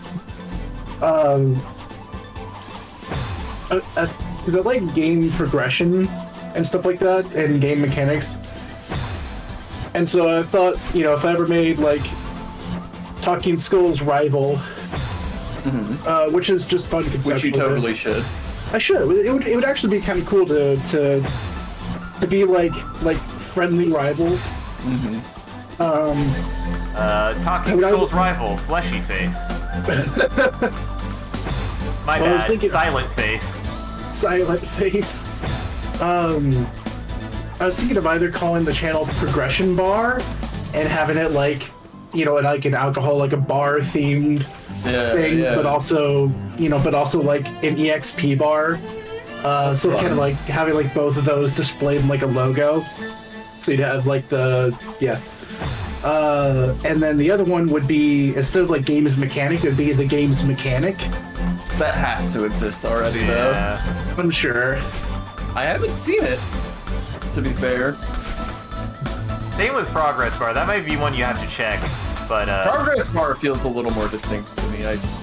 That's more non-obvious. Yeah, I was gonna say, I was like, I have to give it credit to, you know, Tim Rogers for being able to cop Action Button, because it's like, it took me a second there to be like, oh, what a weird name, and I had to like really think about it. I'm like, yeah, no, I've definitely played games that say hit the action button.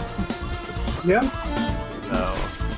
So that's yeah, that kind of thing is always a good start for a good YouTube SC name. You're so close. Action Button, Super Bunny Hop. Those are the only two I got, actually. They're the only two that matter. Whoa. That's not true. There's a lot of good video game essayists out there. Game Maker's Toolkit is really good too. Talking Skull. Who's that? Good. One's lane. Oh, you gotta be on the left at the end. Now we know. Now we know. We have all the information. Talking Skull's really good, but he's only ever released like one video. Yeah, what is it? Which video? There was that one about survival horror. I don't think he has any other videos. Oh, okay, cool. That tracks. I thought at least one of your other FPS videos did really well. Like, really, really well. Didn't your Halo one do really well? It did pretty well. I mean, nothing on the scale of that survival horror one. Sure. But it did pretty well. Still, this is where I'm in content hell. My most notable contribution at 19K is literally an edited demo video, and I'm never gonna take it down. I am proud of that work, but I want to succeed it, damn it. I want to succeed it, damn it. I want a video that's... That thing. You have to hold down, you have to go fast. I had that moment too of like, is that possible? That felt so right, the way that I had it, and I'm so... That felt like you got robbed.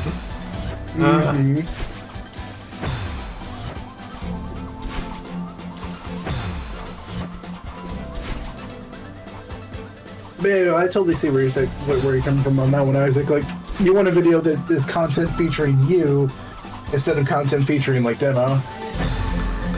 I want something that's fully me, that I became famous for. Right. I don't want to be associated with demo any more than I already have been. Now it's Oni. That's cool. Odie's your new Why dad. would you curse me like this, Sean? Why would you talk bad about what's in your heart? You're right. Yeah. Why would you talk bad about your dad like that? Wait, which one? Oni. Why don't I have any mommies? I mean, that's just YouTube in general, sadly. Well, there was Neanders for a while, but I think didn't you kind of fall out of love for a little bit? Yeah, a little bit. And then I kind of liked her again when she was VTubing again, and I just kind of was like, yeah, whatever. I think she's fine now. I think she's fine. I want to say I went back and watched a little bit of her content in the past few months, and I was like, honestly, she's chill.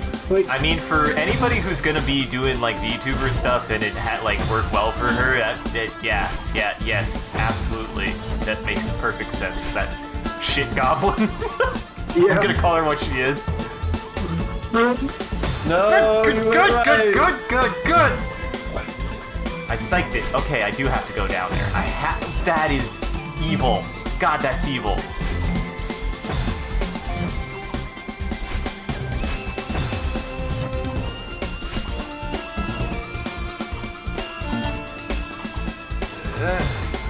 Man, it is so close.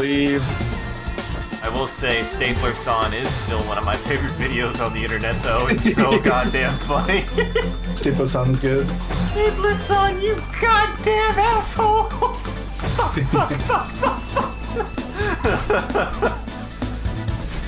It's good, man. That's the old day of YouTube. It's weird, though. I've actually seen Demo use one of her clips in one of his videos, so I still don't know who influenced who first. I think she came first, maybe. Maybe. That's how. Yeah, or they were contemporary, I don't know. Yeah, like they're pretty contemporary, but I also didn't follow either of them as closely, so. I mean, Sean showed me Demo before and then I found Nanners shortly after from recommends because I started watching another Demo. Oh, I showed you Demo? That feels so alien to me now. Yeah, it was definitely you, because I believe you showed me. God, it was either one of his seasons or it was a review. I think I can't remember. Yes, that's like. Go for it. No, it was definitely Sean. Sean definitely showed me Demo. The way that history unwinds like that is so. Sean put the words alien very well. Like, that's like Sean saying, "Hey, remember that time that I was the one that showed you East?" Like, yeah. You started the spiral, Sean. It always comes back to you. Dude, that's what a hell of a butterfly effect. Yeah, no kidding. Now this is where you say, I've been a time traveler the entire time. I knew. You were me! You from the future! I was your... Thank you for stopping yourself from saying, oh no. Like you were about to. Oh my god.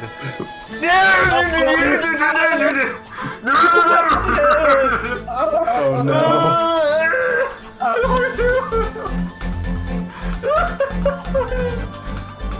It's so tight. I'm sweating. It's fucking... What's the temperature out right now? And I'm sweating right now. It's probably like 12. Thereabouts, yeah. I have to go outside just to cool down. Jesus Christ almighty. Oh, it's 8. I was close. Jeez. I'm gonna go open a window, guys. It reminds me, I think I've mentioned this on stream. It does remind me, it's comedic in my brain, of when I abandoned Savannah's entire family for some colder temperatures. Yeah. Yeah, because we were like it was her family. It was her family's like living room. So like her mom, her dad, her sister, everyone was there, and just having like some nice, good evening times. And I was like, damn, I'm just really hot. Let me just sit outside on the deck by myself in like 40 degrees because I'm just too hot. Goodbye, Savannah's entire family. I'm choosing cold. Sometimes it be like that. I'm choosing the bitter cold of the world. And also, it's really fucking cold out. It's probably really cold because they're in what, Memphis? Maryland. England. Where's Memphis? Tennessee. That's a warm place. I was close. I don't know. I mean, Tennessee is closer to New England than Texas is. Yeah.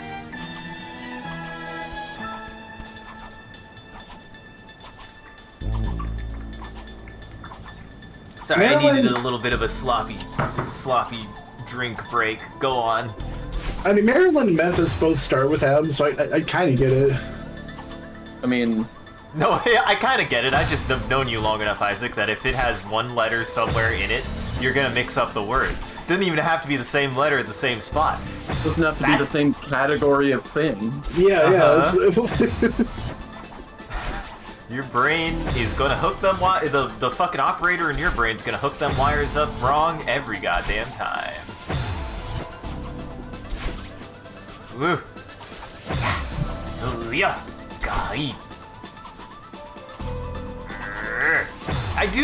Part of me is like a little tempted to like start studying Japanese as like a second language just because I'm so curious if it being a syllable based like alphabet and everything, if my brain just wouldn't work better with that. Like, my brain works better with sounds than shapes that represent abstract, multiple variable ways to say it. There might be something to that. It is possible that dyslexia is triggered more in one language over another. Yeah. And funnily enough, like... Turn the sticky keys back off. Tell me. Hey, does anybody know what the fuck sticky keys does? What's its purpose? I believe that way you don't have to hold down control. It's like an accessibility thing. Exactly. Yeah. So like if you want to try to do like Control Delete, you have to have like at least two hands for that. So one-handed person couldn't do that. Or if you just have poor finger mobility. Yeah. Diabetes or something. Oh, so it like registers keystrokes? Yeah, so what it does is if you press one of those command buttons, it takes the sequence of buttons as though they were pressed at the same time. So you can press Control and then Alt and then Delete. Oh. Well, yeah, that actually is very useful. Now I just feel bad because I hated sticky keys because they interrupt every game that I ever play on a browser. Any game where shift was a function, I was like, God damn it, I'm gonna have to deal with sticky keys now. I mean, you can turn the sticky keys prompt off. Dumb shit kid Isaac me wouldn't have been smart enough or daring enough to fuck with my family computer more than he already inevitably did. Funnily enough, dumb shit adult me at 32 never really thought about that either. Like, I mean, I don't think I've had sticky keys prompt from anything I did in like 15 years. Yeah, because like that's fair. The only things that would proc it, I feel like that most games have done I wonder if it's like a game function coding thing that helps prevent sticky keys. That's something I've never ever understood is why video games don't proc it. Good video games don't proc it. I'm not saying it never happens, but I feel like most of the video games you play are done through gamepads. I mean, even if they're not, how often are you pressing the same command key 5 times in a row in a game? Yeah, 5 times. Yeah, just mashing shift. There was one Flash game. In some, yeah. Yeah, there was definitely one Flash game I played that presses shift like a boatload. Mm-hmm. It's like the attack key or something. No, it's the pause key. There is a delightful Flash game that I love called Pause Ahead. I forget if I've ever talked about this on stream. it is a gem of a game, and the whole gimmick is that it is a platformer where your momentum is sustained during the pause menu. Right. I did. But continue. Yeah, so like if you're just walking right and you pause, the entire game is paused, hitboxes and everything's turned off, like a pause menu would do. But you just keep on moving right because that was the momentum you had when you paused. Same with, jumping up, or if you're starting to come down from your jump, it just sustains momentum. And you can do a lot of really cool tech with that. And so it's just a delightfully fun game. That being said, because shift is bound to pause, sometimes you're mashing it really quickly to micro change your momentum. So I want to say I've hit the prompt once or twice while playing that. So that is an extremely specific example. And most of the time, Flash games are what came to mind for anything that would pop that up. And I mean, a lot of games still use because there's also, what does hold shift for 5 seconds do too? That one's another one. It's not sticky keys, but also its own annoying prompt. But video games don't proc that when you have say a game where you sprint with shift. I'm not familiar with what you're talking about. Yeah, I can't think of what the unsticky keys command is. I swore I've run into that too. It's not sticky keys, but it's the same kind of thing where it pops up because it's tied to the shift key. And if you hold the shift key for 5 seconds, it procs. And I don't know what it is. I've never heard of this, and I'm testing it now and I can't do it. Yeah, I can. Yeah, man. Maybe I'm full of shit then. I don't know. Maybe there's a You're Windows full of XP. shifts, dude. I'm full of shit. I swear there was one for also holding down the shift key. I can't just press the Windows key if that helps.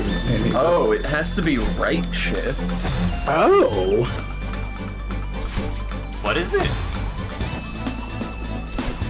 No, Is it also still doesn't do it. I was gonna say, is it also sticky keys or something? Filter keys? Stonky keys. Filter keys. What the Filter fuck? keys. Oh, there we go. I got it, proc. Oh wow. Filter keys lets you ignore brief or repeated keystrokes and slows down the keyboard repeat rate. Huh. So it's just another accessibility thing. Huh. You have to hold it for a really long time for it to proc. And it's only right shift. It's so That's cool. weird. And I'm into I'm it. trying to think how that would help, because it so that would mean you can't type fast. What it would mean is that if you, again, have poor finger mobility, so that anytime you press a button you wind up holding it down for a second or two, then your keyboard won't just submit that button a bazillion times like it tends to do. Right, because if you're see. Microsoft Word and you're holding down the F key, it generates 10,000 Fs. Yeah. Okay. See, both of those functions are cool in that respect. I was just a dumb shit kid who was God damn it, sticky keys. I mean, that's most people's relationship with sticky keys. Right. The people that need the accessibility are very few and far between for the majority. And I respect Well, yeah, that. so they need it. I just mean you're not often going to meet people that are just hey man, I used sticky keys last week, it was really good. That's what I'm also wondering is how many of those people even know that that's what sticky and filter keys do? Does anybody tell them? I mean, I'm sure that they find, if they're computer savvy, then they'll find out, because they're going to look for accessibility stuff. If they're not computer savvy, then it doesn't much make a difference. They're probably just not going to use a computer at that point if they need that kind of accessibility feature and also aren't comfortable using computers already. Yeah. And Silos does confirm you can disable sticky keys. Yeah. I wonder... Part of me, though, is I wonder... if that can like be applied, like, would that work like to make like a weird toggle run in some video games? You can just have run toggle button. You don't need to go through obscure Windows features to get a toggle.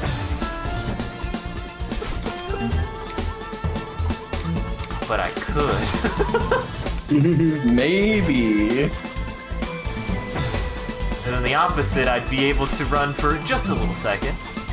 Would you be able to run for just a little second? If I want to turn on filter keys. What other bad, good, great applications of sticky and filter keys could you think of that would help with a video game?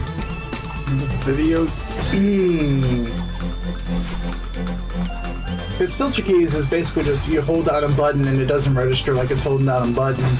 Yeah. I could see some weird movement quap-like mechanics where, like, you're playing a WASD game and it only registers movement on, like, every few frames or something. It's a button masher, but for your movement. Yeah.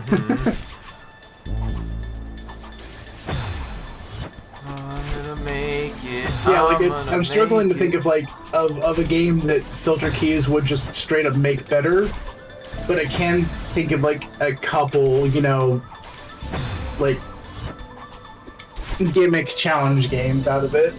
Sure. I mean, again, things that would be much easier to do with just logic in the game. But, yes, yeah, absolutely. But yeah. you maybe technically could use filter keys for it. Right. I do love the idea of prompting at the beginning of a game. This game requires filter keys. Please enable to. Yeah, please doesn't enable even to do play. it for you. You have to like leave the game to do it. Yeah. Please hold down shift for right shift for 10 seconds. Oh my god. See, I would love that as like a meta thing, actually. As like a meta joke, almost. Right, your computer, the game doesn't enable filter keys, it just tells you, like, with a big warning that filter keys is not enabled, so you can't progress with play. Nah, it just informs you how to turn it on, that's all. And then once you have it on, it'll progress. Right, but if you turn it back off, it'll pause the game and tell you that filter keys is off again. This game was designed for filter keys, you're playing it wrong. Mm-hmm. You're cheating.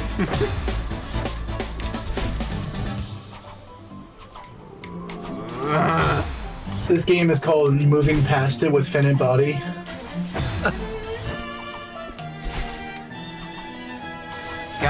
God.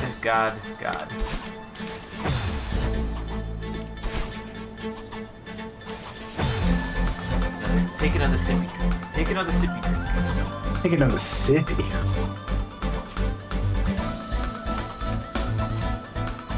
God, it has been so dry. Your mouth? I'm almost like, well, I mean, the air, but by extension, I guess, sure.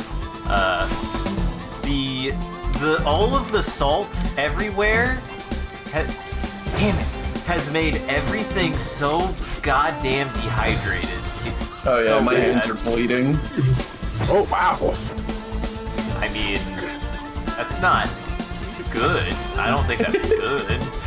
This happens to me many winters. I get extremely dry, cracked hands to the point that bleeding isn't really the right word, because, like, there's not blood coming out of them, but you can sort of see the bloody inside of my hand through the gashes. Yeah. Also, when I say no well, I should say the lotion would be good for that. For some reason, maybe Texas is more humid, because I remember that sensation, but I guess it just doesn't get cold enough down here is probably the big thing. Yeah. Yeah, because I forgot about that. I straight up forgot that just does happen during winter. Well, the funny thing is again, it's not because of necessarily the cold. I think it's more of all the salt and everything, just dehydrating the fuck out of everything. Well, it's also harder for, like, when you have, like, consistently... That was unfortunate. when so you consistently close. cold weather, like it can't hold condensation quite. Like you just can't have as much humidity in the air in cold weather, so it's just drier by. So in that case, I would say it's slightly related to temperature. Like if you just have a consistently cold season, it's just hard to keep moisture in the air. Right. Don't know. Feck.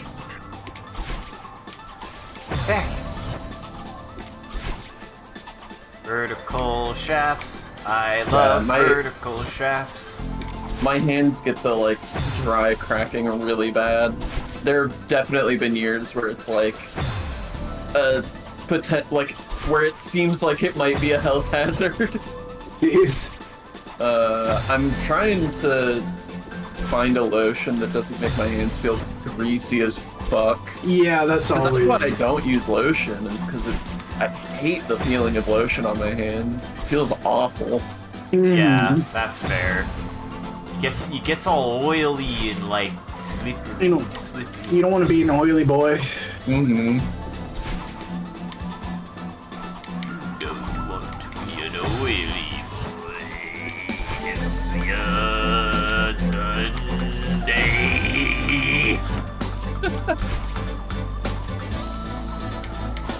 Sunday.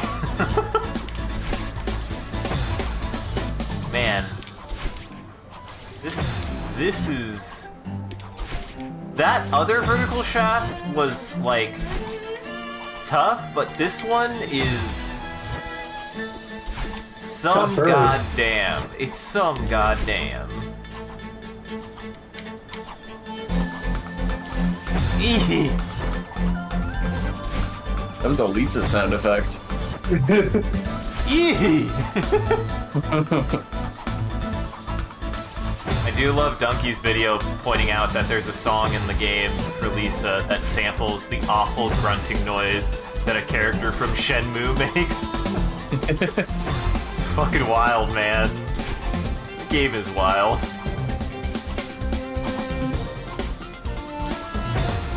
Good.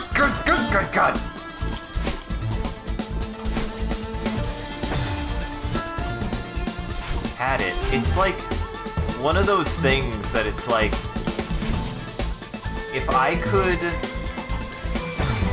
can get like through it without having to go down, I'd be able to like make it no problem. Like if I can get it. I know what you're saying, but it's very funny in this context if you don't know what you mean by going down. Because this whole page is going down, my guy. Uh-huh. I didn't have to slipstream.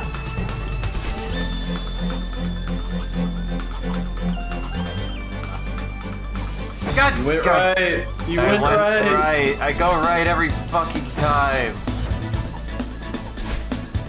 Psych myself out. What sucks is I saw it spin too, which means I would have had to probably still push down. Oh yeah, you definitely have to push down at the end. God, it's just so tight. It's so tight.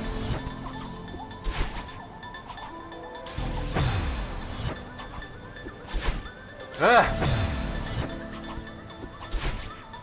Sean, have you seen any movies recently?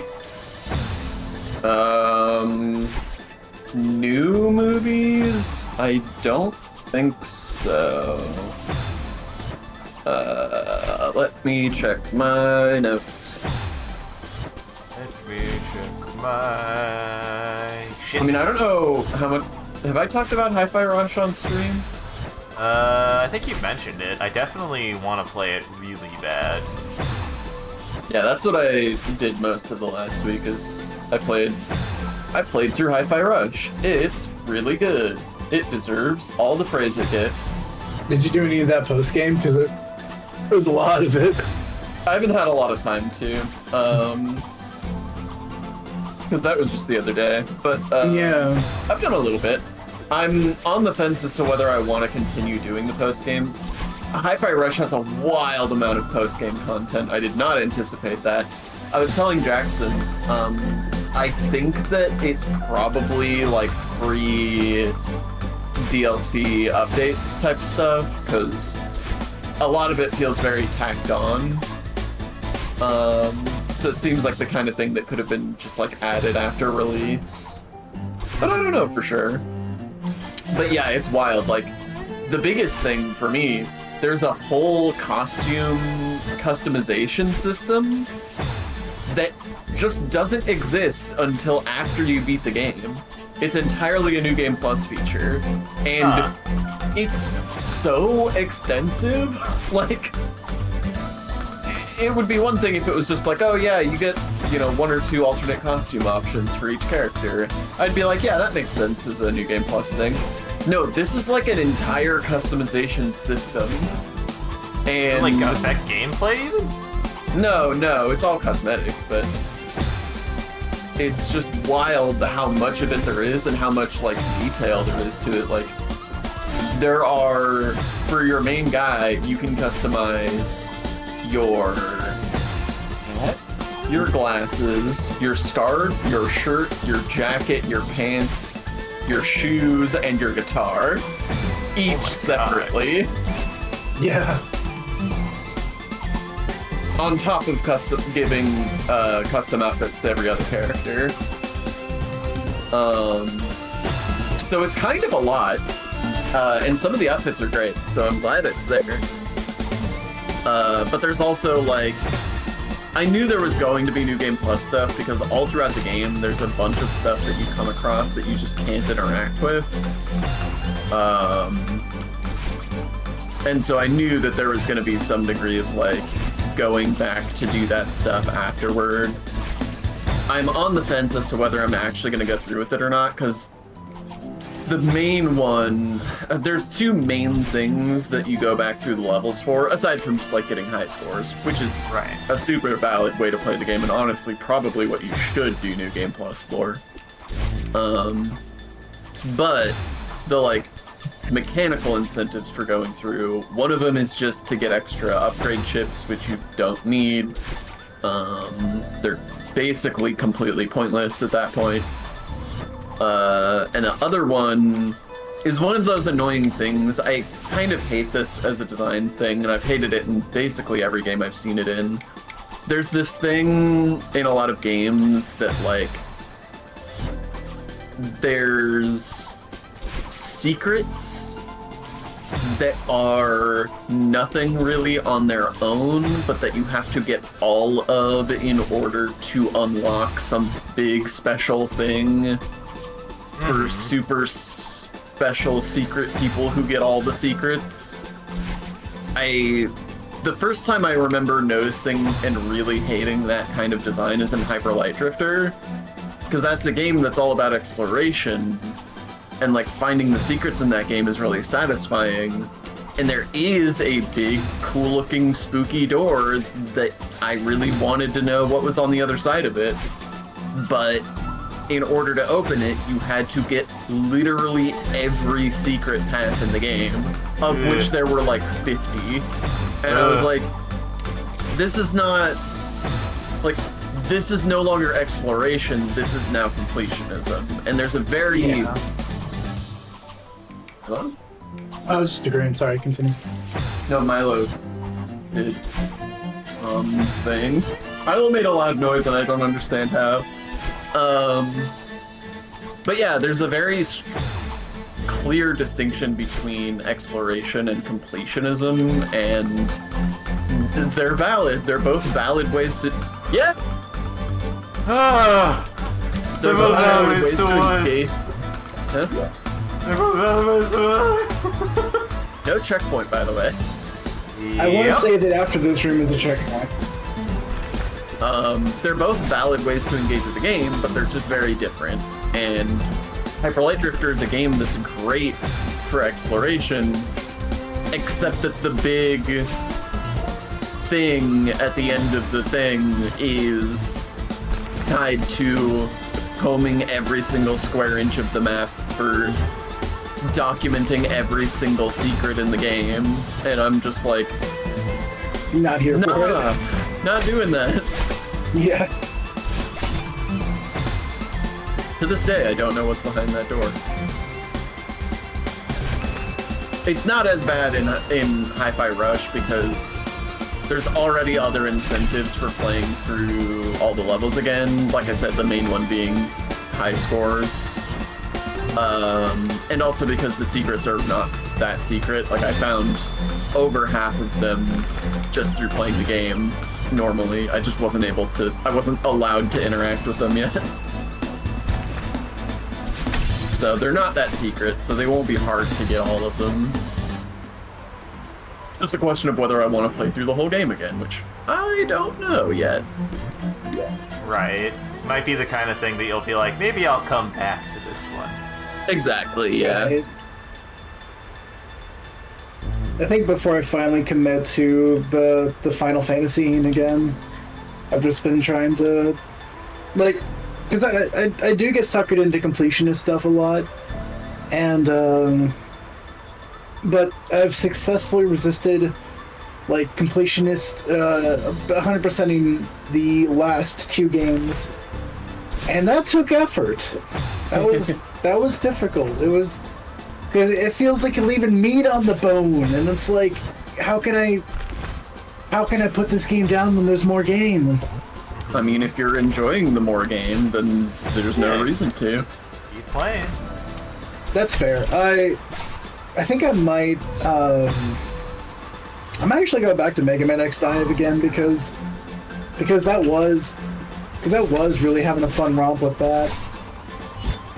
So maybe I do actually go back and knock out some more of this stuff. Evil Land 2, it had a card game like feature in it, and most of the post game is like trying to collect all of the cards, and that I don't know if I need that. So yeah, we're good on that one.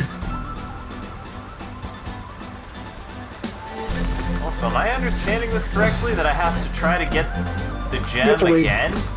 You have to wave dash, yeah. And yes, you need the gem again. How?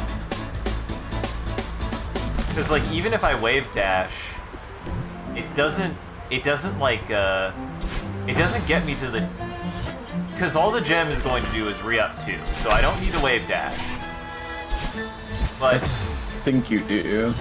But where? Because you're if you wave dash to the gem, then you can dash up through the gem so that and you have have an extra dash left. Yeah. Wait, I think I have to wave dash to get the lock. No? Well, because you wave dash, or you wave dash to have a dash, to dash all the way through, and then from there you use one dash to get through to one of the locks, and the second dash to get back through the gem. Yeah. There, you're seeing it. Yeah. God. These game designers are a bit of Maddie and then Noel Berry and Noel Berry and all them, bunch of sadists when it came to a couple of screens like these. Mm-hmm. Then what though? I did it. Now what? You just gotta be able to go all the way down with 2 dashes and dash both to the right to get to the thing and climb up it. It'll be a right dash and then a diagonal right dash, yeah. Yeah. Oh shit. This.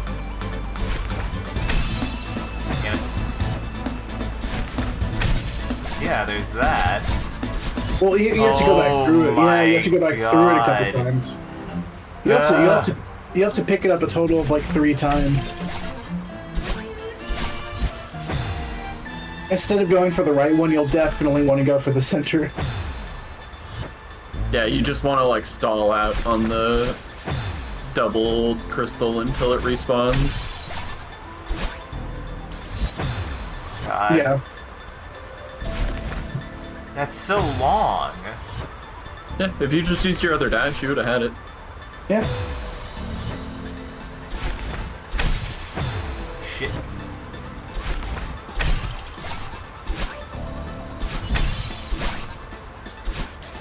Oh my god, that's... That's fucking tough, man. All right, you ready for the mind bend?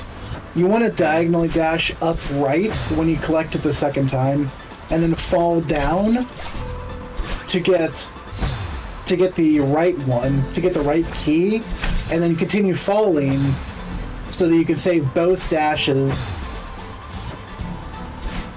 That's why the right hand crystal block or spike block is so far down so that you can dash through it. Or that works. That works too. I don't know. Dang. Ah! I was wrong. You lied to me! Remember how I said every room felt like it's the room right before a checkpoint? Yeah. Because it does feel like every room is the room right before a checkpoint. Oh, I see. God.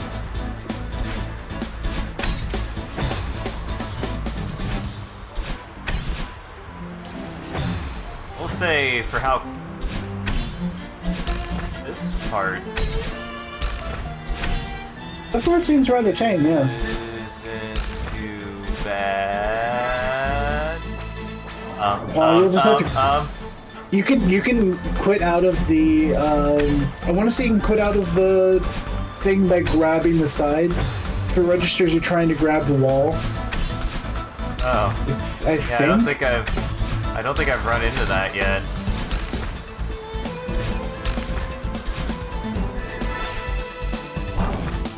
Yeah.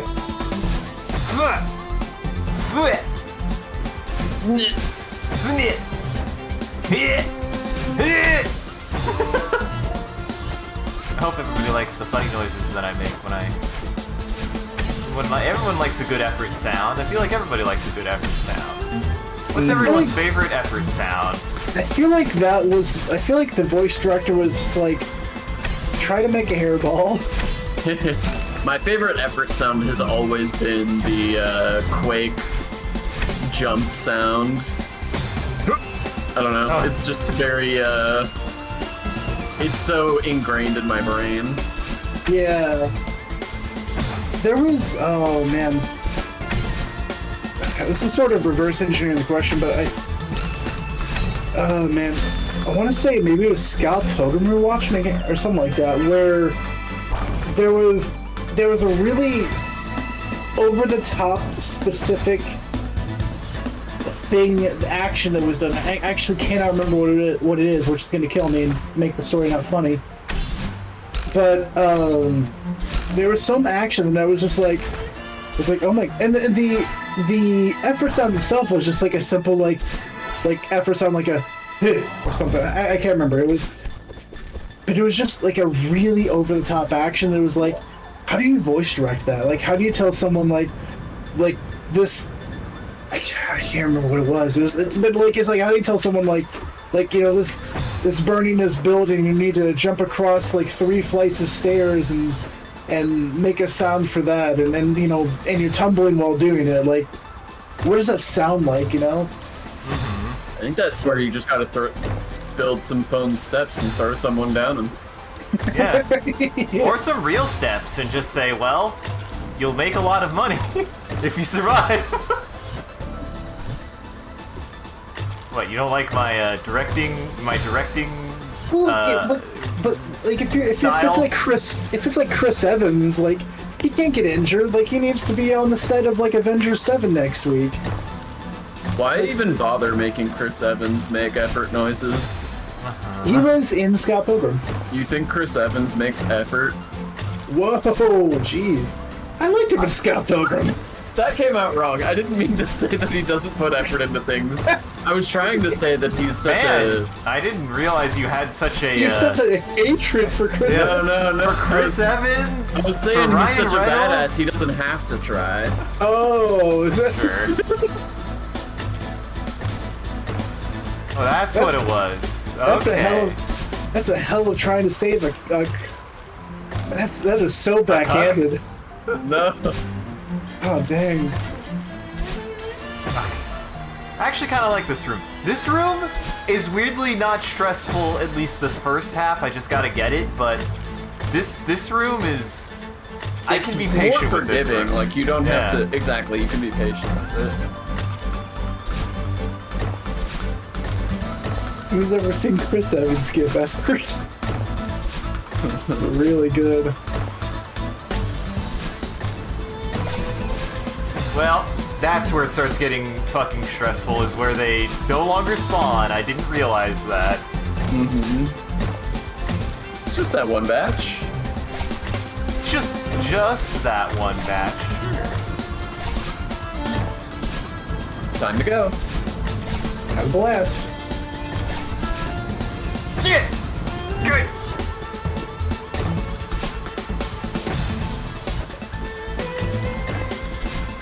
Now the question is, can you wave dash off of these? Oh god. I don't know if you have the angle. Do I have the angle? Do I have the dangle? Fuck. Angle dangle.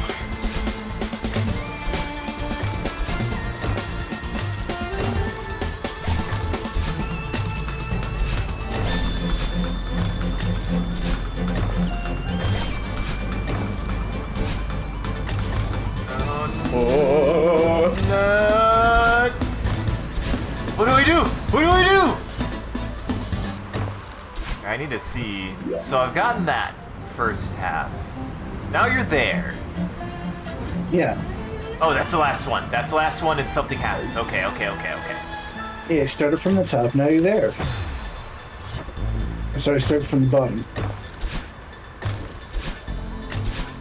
And whoa!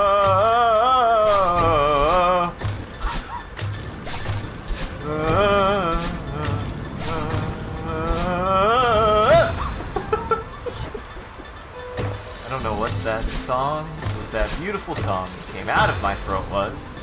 Got into some Himalayan throat yodeling.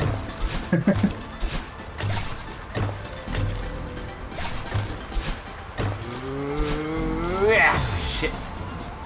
Yeah, this one doesn't feel like it's that bad. It's mainly that one part, and even then, once I got that, I think I should be fine. Well, I wonder if there was a playtest of this without the like lowered gravity, like the updraft, and they were like, this is impossible. I'm not sure that it feels so designed for it, but maybe. I mean, imagine trying to do this without the updraft, though. No thanks. Huh? Couldn't, You can't. couldn't You don't me. want to. Can't make me. Fuck. I actually kind of like this one too because it plays more into my kind of reaction, my think on my feet kind of reaction style that I have of being able to fudge it. This stage really has some space to fudge in. Mm-hmm. Yeah. It's got some fudge I want to eat space. fudge. Ooh. Why would you do this to me? Dang, I wasn't craving fudge until Sean specifically mentioned fudge. What'd you think of that fudge that I brought for Christmas? It was good. It was good. Yeah. It's just We'll do it weirdly again. like my grocery store just had. I don't even remember what it was called. It's good fudge. Everybody definitely go get it. I totally don't remember the name of it.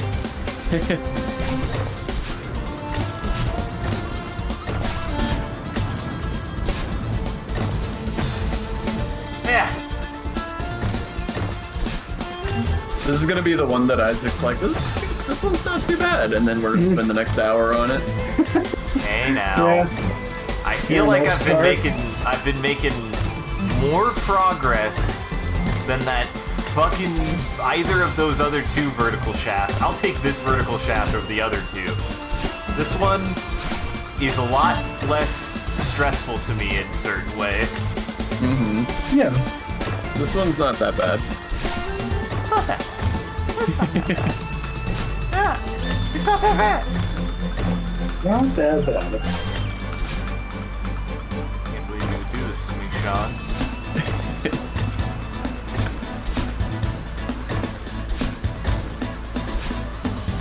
Why did you do that? It's a great question.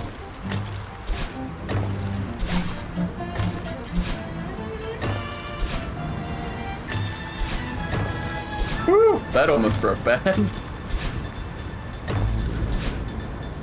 Nope, that's it. I don't think I can get up now. Yeah. Oh, there's... For some reason I was like, oh, but there's the walls! There are spikes on the walls, guys. There sure are. There are spikes all over the damn walls.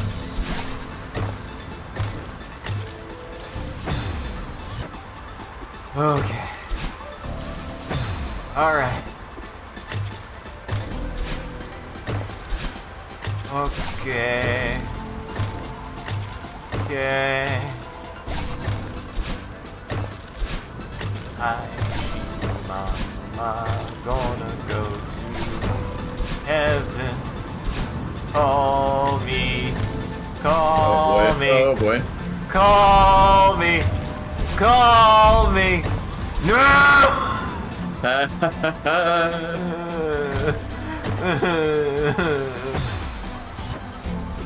I got it. I think I got it. This is like the... Oh, I don't know why I did that. This is like the most relaxing stage we've had all night, I feel like, actually. I will say it is silly how far the distance between checkpoints is in Chapter 9. Yeah, it does not feel like it should be that far. I can't tell if it's because the stages themselves are so hard, or if it's because they're just genuinely that far apart. I think it's both. Oh my god, you're fucked. Yeah. I gotta try to get in there. I can't wait on that. I gotta leave at least like 3 on any one given side. Mm-hmm.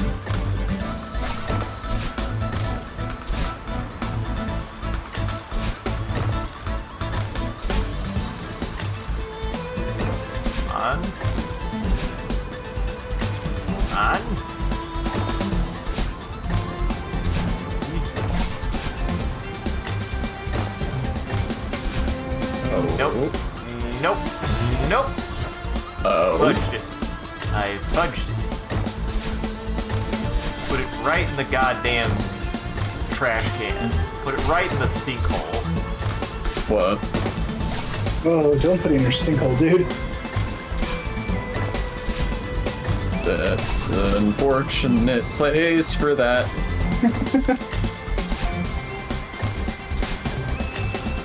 And he... Nope. Nope.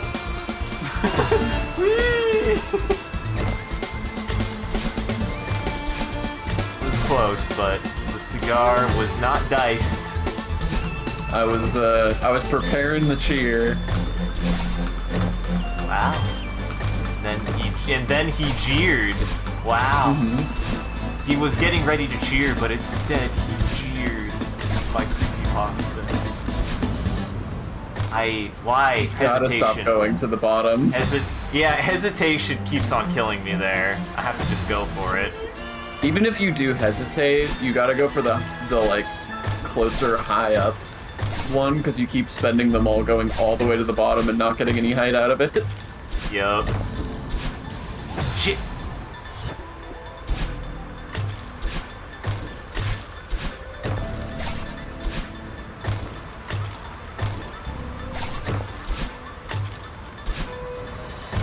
Woo!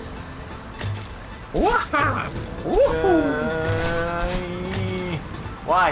My Hesitation. My fucking... No! No! No! No! No! This is bad. God damn it. Well, it's extra bad now. My hand is like... It sometimes has this moment where it's like, do I hit B or A? B or A? My fucking brain can't make up its mind. Shit.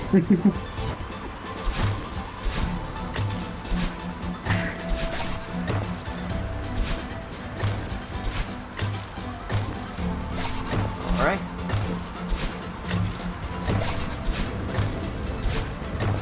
Alright, alright. Nice. Nice. No! I believe. Yeah. Nice. Ooh, there it is. Not a checkpoint. Alright.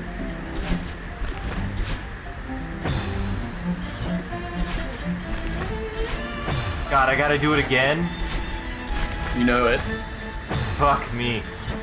You fucking know you do. Ah! God, this feels so close. What? Why is that one not working? Doing something wrong. I think you're too close to the... You're too close to the ground. Well, how is that my fault? Game! For going too close to the ground. Yeah. You just have to send it a bit sooner.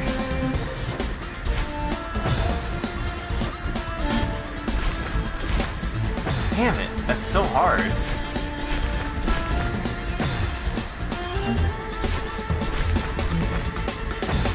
It's also the second one usually fucking me up, too.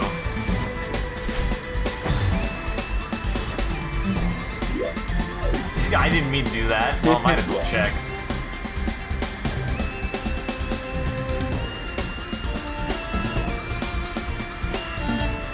Huh. Interesting. How has there still not been a checkpoint? Is the thing that's killing me and making me very concerned. Has to be. This has to be. Not, maybe not this room. But the room after? As long as I save and quit, I'm fine, right? Yeah. Okay, just making sure. Just means you can't practice. Damn it. I got all the practice I need, baby. Fuck.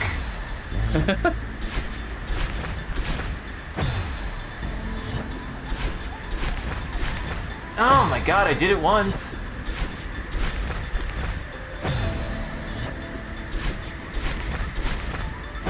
That's so... Because, like, I don't dictate the height as well. I mean, it's dictated by how early you do it. You gotta go, like, before you ever reach the block, because you're gonna get a bunch of horizontal distance. There you go. Nice. Damn it. Come on.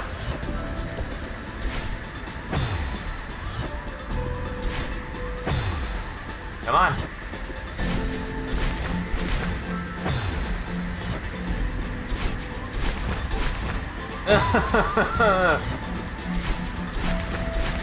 Why?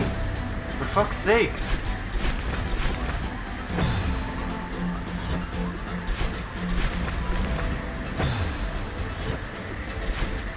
Come on. Nick.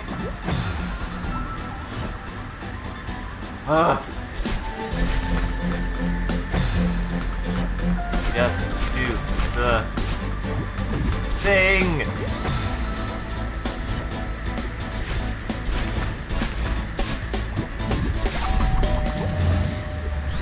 Nice. Wait. Oh, do I gotta... Oh my god. Back to the bubble.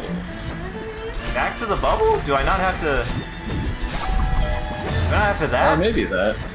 Maybe that. Oh my god. No, you're right. Back to the bubble is nothing. Back to the lab again. Oh, fuck. That's basically how that song goes.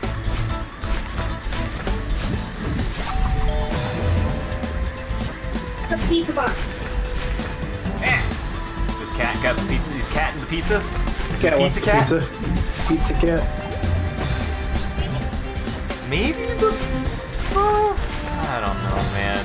Maybe the bubble? Yeah, because if you bubble up, then you can also dash up. The question is can I even get back to the bubble? I think you can get back to the bubble. It's just a matter of whether that helps or not.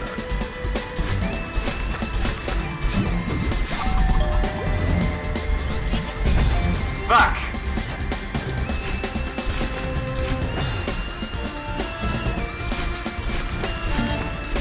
Oh, getting better at that.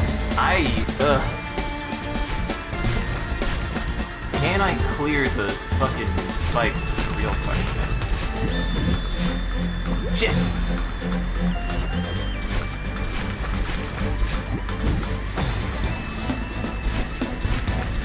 Jackson, is this the 2-hour room you were talking about? Absolutely not. Not in the slightest. Wow. Oh, when you see the 2-hour room, you'll know. Oh, fuck!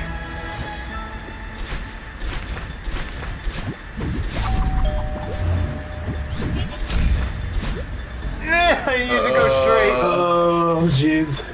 I guess I could have saved that, but too late.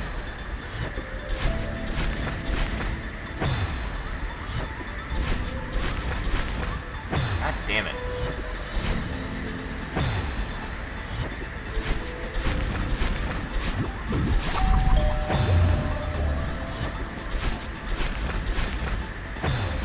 Man, also the tightness of that, like, wave dash combo is so...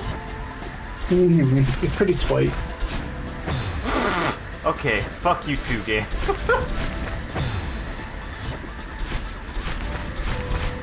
That one felt bad because, like, I did it perfectly and still didn't make it, and now I'm like, ugh. Come on, man.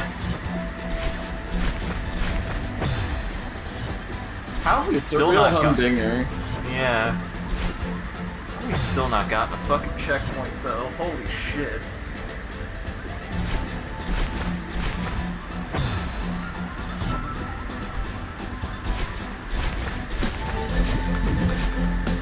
Damn it.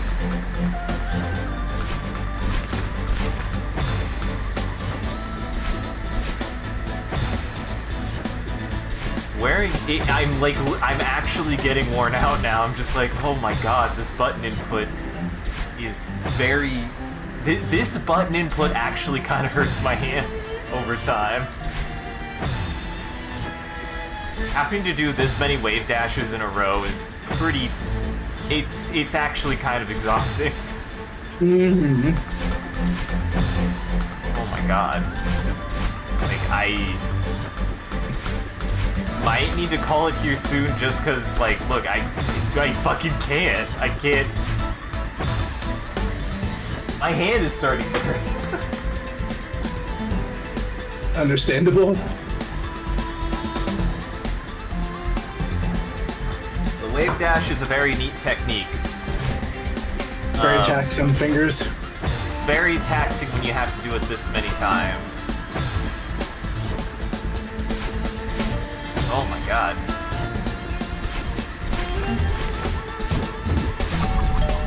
Ah, why did I do that? I just needed to hold there for a second.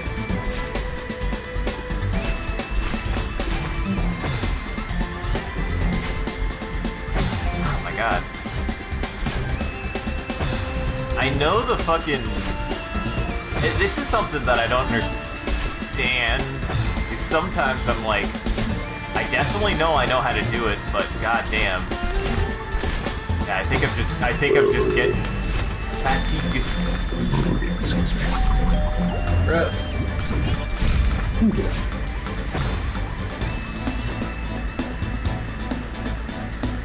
Robbed.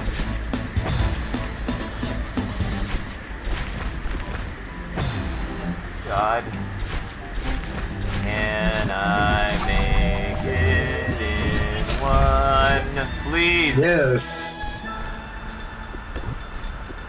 Okay. This room deserves like a half check. Like, you deserve to be able to start from this spot. Mm-hmm. Oh, geez, there's more room in this room than I thought there was. I feel like if you... Oh, geez. I fucked it up already. Oh, okay, we're good. Oh, you We're do good. get a half checkpoint. Thank you, game. Thank you. like, this! I was like, conceptually, in its own way, it's not as bad, but, like... Right, but having to do those two together... Yeah. Real shit. Oh my god. Silos just... Oh, my belief is unwarranted. You'll never accomplish it. How dare you? If there's anything that I want more than anything is to prove people wrong. Fuck. I take a set of spikes straight to my eyeballs. Woo! Close. Close. Love you, Silos. Thank you for your undying support.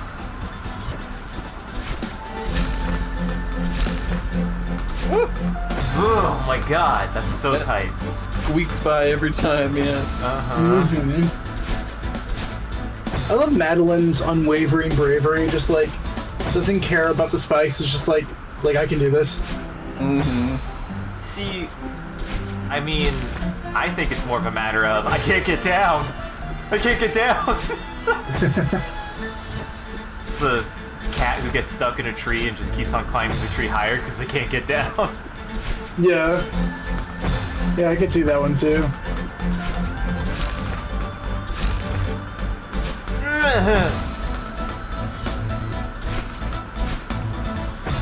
That big tall rock wall is pretty tough.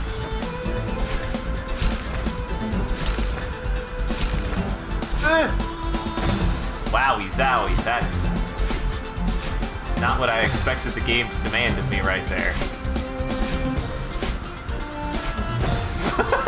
All of that. All of that. God damn it. I think the funniest deaths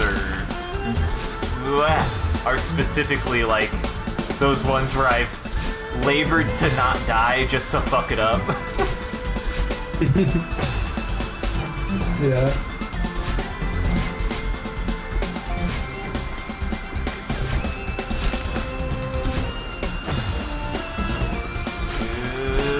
Yarg. Yarg.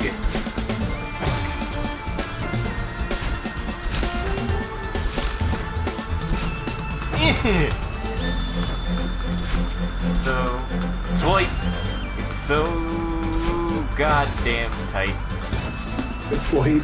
I see how you have so many deaths on this. Oh yeah.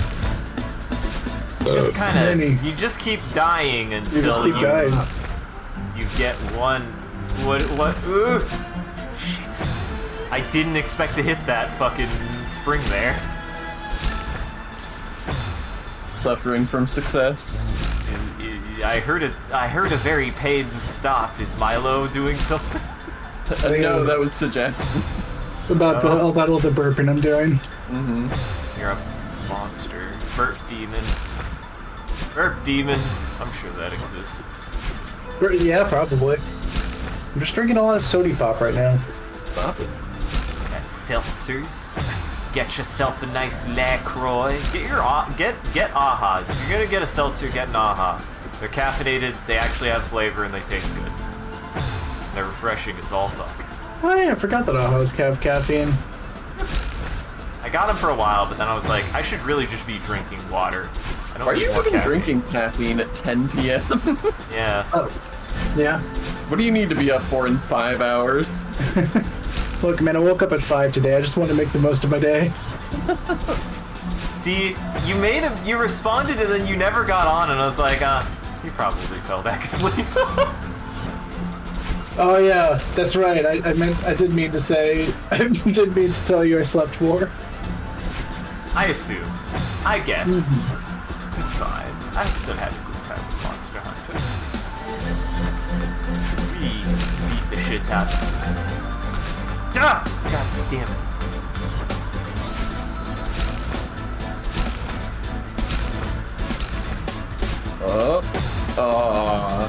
That one needed to be diagonal. Whoa! Yep. Slow down, Madeline. Slow down, Madeline. Oh, down.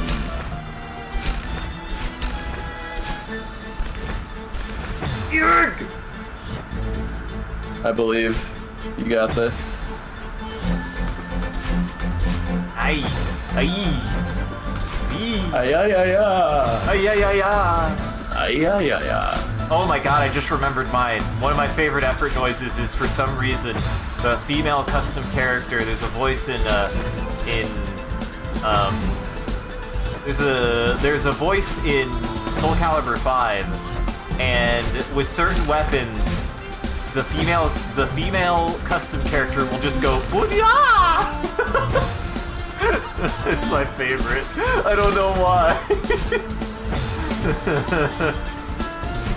I forgot about Booyah. I want to say I would usually use was it Violet, the one who has the weird spirit orb? Which one was the weird spirit orb? She didn't appear in 6. She was only in 5. Was it Violet? I don't remember. I was a weirdo who liked her and mained her, even though she was kind of undertuned. No? No one? Okay. Didn't really play enough of 5 or 6. Well, I played 5 because of Sean, so Sean, you'd be the one who would probably know if it wasn't me. I mean, I know the character. I don't know.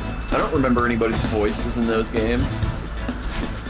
Well, what was the character's name? I don't remember. Was it Violet? Viola? Fucking Christ. It was close. I would have been closer with Violin, honestly. I kind of was.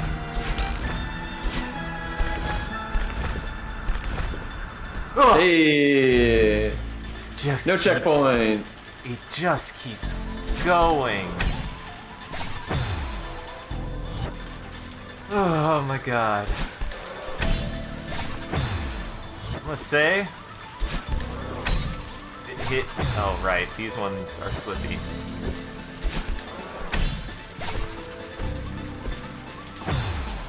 Not... The fact that you can't just jump to that is a little annoying.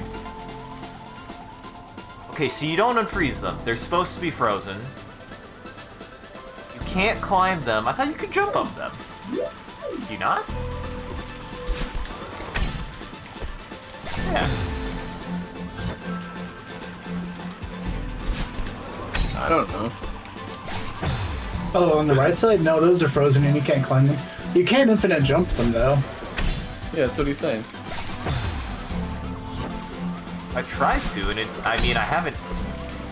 Okay, I can't. What the hell?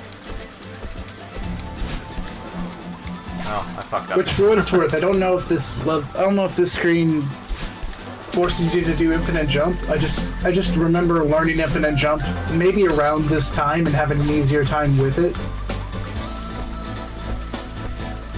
Why did the crystal not respawn? Why did the crystal not respawn? It has an outline if it does respawn. Fuck. Say that again? It has an outline if it does respawn. Oh. That's mean game. That's mean game.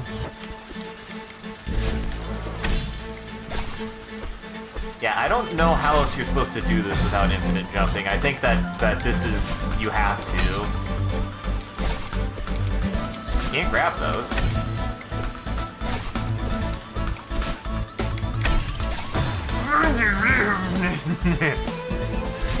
Raggle Fraggle, son of a bitch. God. I do. I still like me. I like me the red blue boys. I miss those times. I feel like Machinima is in a weird spot in that it still definitely exists, but you don't hear about it as often as you used to. Last time I saw anybody... it had a really nasty reputation, so I feel like anybody who could afford to avoided them like the plague after a while. Well, sure. What happened to Machinima? Well, they just had a Machinima no horrible longer... reputation for like mistreating their what worked for them. And what I didn't even mean the company. I just meant because Machinima is known, you know, largely for things like Red vs. Blue. I would qualify that as Machinima, but not the company. Right, because that's Rooster Teeth. Right. But like you don't see very much like I made a a piece of media by having people play as video game actors is much no more. Oh, I see. Last time I saw that was actually a video from a YouTuber who he was doing like a Halo Machinima style project, and it was fun, and it was clearly inspired by Red vs. Blue, but that was like the last thing that I've ever seen. Killing me, I don't remember the guy's name. He also liked the demo. Is that how you judge, like, whether you want to be friends with somebody, is whether they like a demo? Or if they liked a demo at some point, maybe. That's why we're only gaming buddies, because I was never really that huge of a fan of demo. I definitely know I was the one who was the biggest fan of demo, but oh fuck. Easy to use CGI is fair. It's just a fascinating thing, right? Like, for a while there, Rooster Teeth really did have an innovative idea with the fact that, like, we can't do CGI. What if we just have the actors be the video game characters? Also, like, you say easy to use CGI, but I can't think of a whole lot of, like, cheaply made CG animation stuff on YouTube either. Right. Yeah, most animation channels are 2D animation. Yeah. And I wouldn't say that's cheaply made either, whether it's, you know, expensive or not. Mm-hmm. I know there's a lot of Blender stuff, though. You're not wrong. Like, Blender has definitely lowered the skill floor for getting into CGI-generated models and generating models and animation and stuff like that. So, which I appreciate. Well,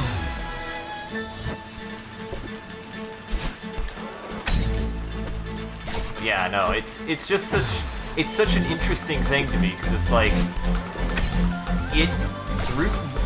Red vs. Blue was pretty. It was popular for good reason, and it was incredibly successful. Like, Rooster Teeth wouldn't exist without it. Mm-hmm. Yeah. So, it was a big deal back in the day.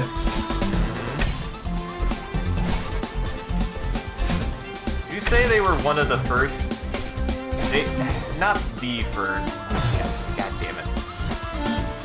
I can't think of anyone much more successful early on as like a big YouTuber as like Rooster Teeth for like a content creation company. And even then, by their standards, like if you go see those videos, they are still crunchy as hell.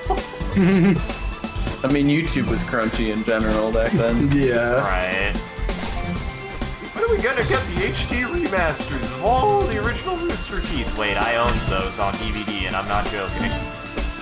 Silas is right, man. You could be the start of be the change you want to see in the world. All right, everybody, we're gonna do green versus yellow. We're gonna do, God, Hunt Machinima would be stupid. That'd be awful. Earthy is. It probably, well, yeah. You don't have Hunt. That's fair. God.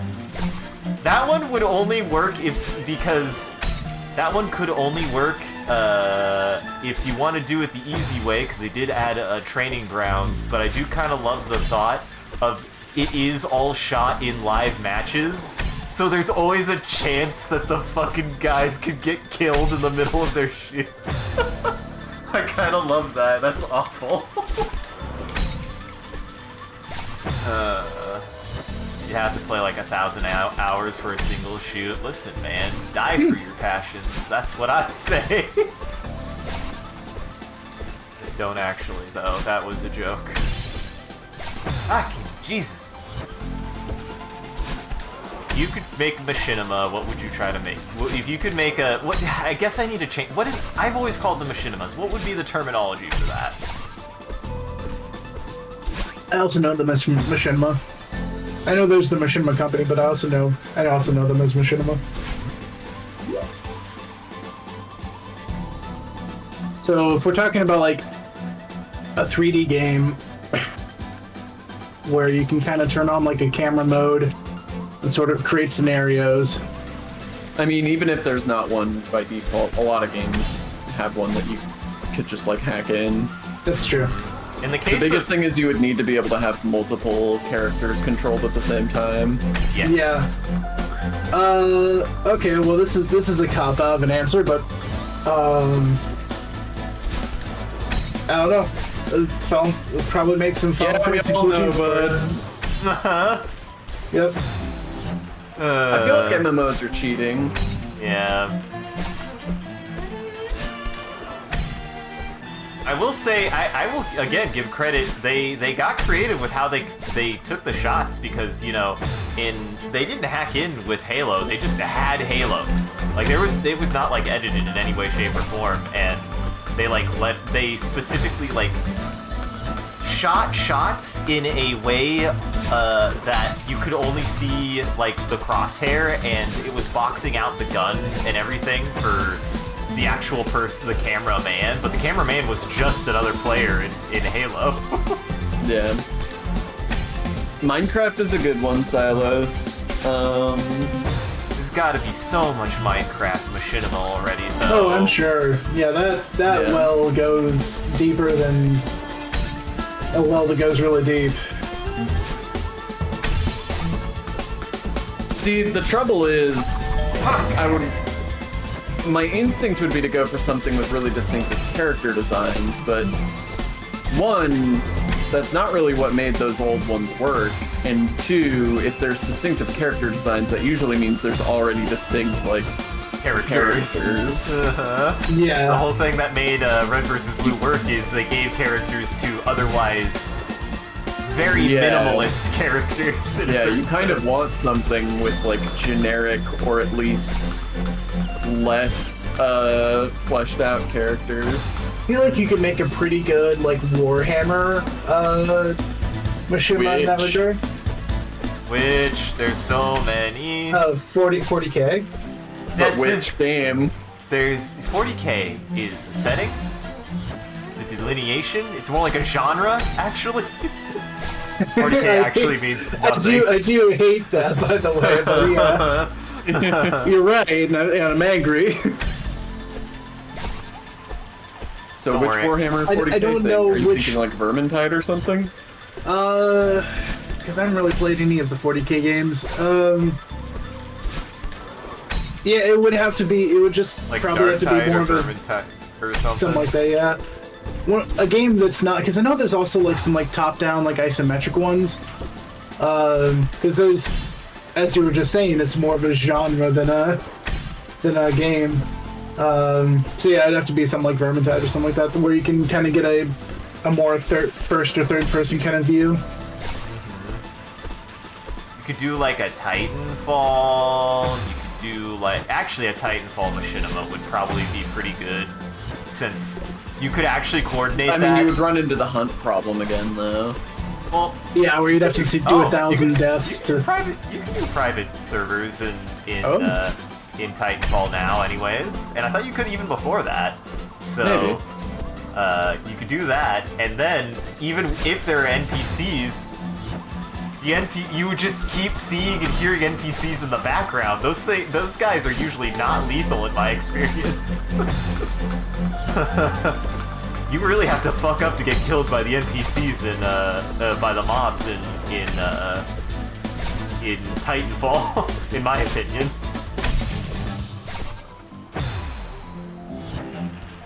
Yeah, North Star got made. North Star is actually really cool. The North Star is fascinating. I like the idea behind it. I still think I like the matchmaking for base Titanfall better, but there is a part of me that still remembered growing up with Team Fortress and Halo custom matches, and I'll always have a soft spot for things that allow you to actually do true custom matches in a game. Like, I appreciate that. It feels like something that's becoming less and less a thing, and whilst I now prefer matchmaking, it still makes me sad, because I want both. Essentially, I want both as an option. Yeah. We need to go into Gary's mod and just do it from there. Just not matchmaking, but like machinima stuff. I mean, There's 100 billion Gary's Mod videos out there. Absolutely. We can be the filmmaker. We can be the 100 billion and first. Why be original when we can be unoriginal? That's what I was like, Minecraft. There has to be so much Minecraft machinima out there made by a bunch of 10 and 12-year-olds, man. So much. And then 12, and in a few cases, like mid-20s to 30s. I will say one of my favorite adaptations of machinima was also a Halo 1 machinima that adapted a bit from Flying Circus, which was How Not to Be Seen. I always remembered really enjoying that one on YouTube. I don't know why. There's just something special about it.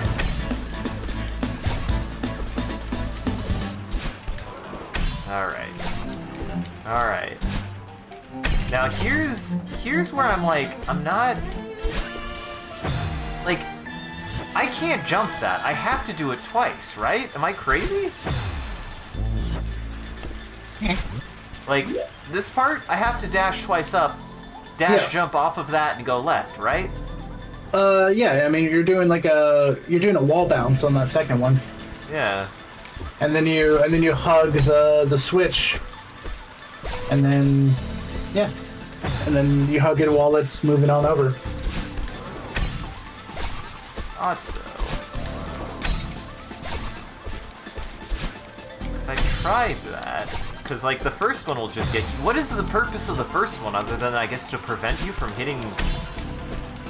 It's to fake you out. You don't want to do a dash. You don't want to do a dash jump on that first one. Okay, it is just to pump fake you. It is just to screw with you. God damn it. Keep on dashing to save myself when it's just death either way.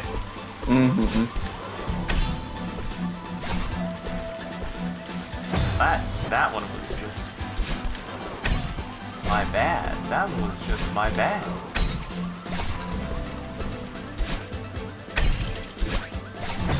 God damn it.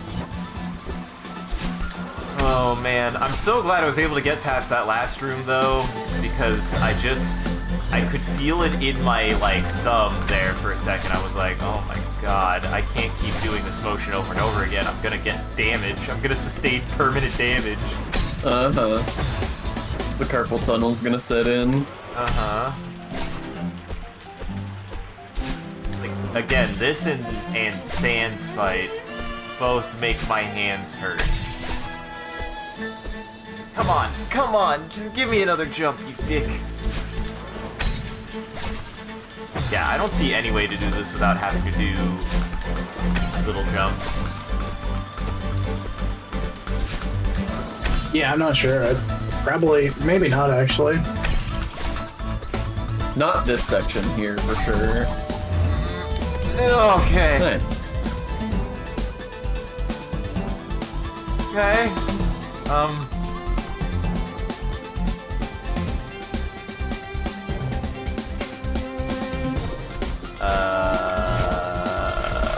Did I fuck up? No. But there's an entrance, I believe, down. So if you jump down and then dash into that wall, I think there's a secret entrance. Oh my god. Oh my god.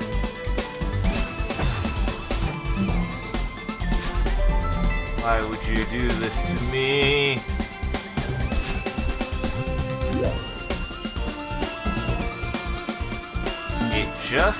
This just keeps going. Okay, alright. I'm gonna give it one shot. And then I think I save and quit. Holy hell. If you had one shot. Yeah, that one was... That's it. That one.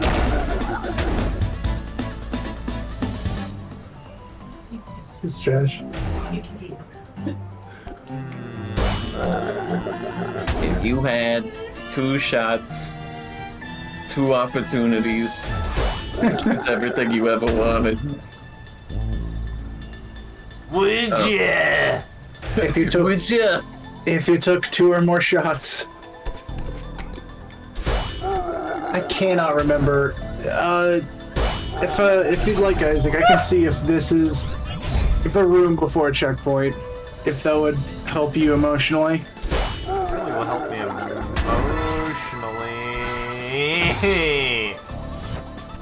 That wasn't actually that bad. That first part, that wasn't that bad. That wasn't that bad.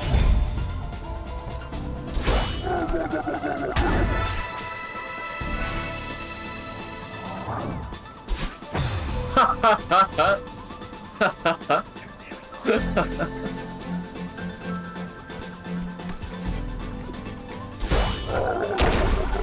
think I see it.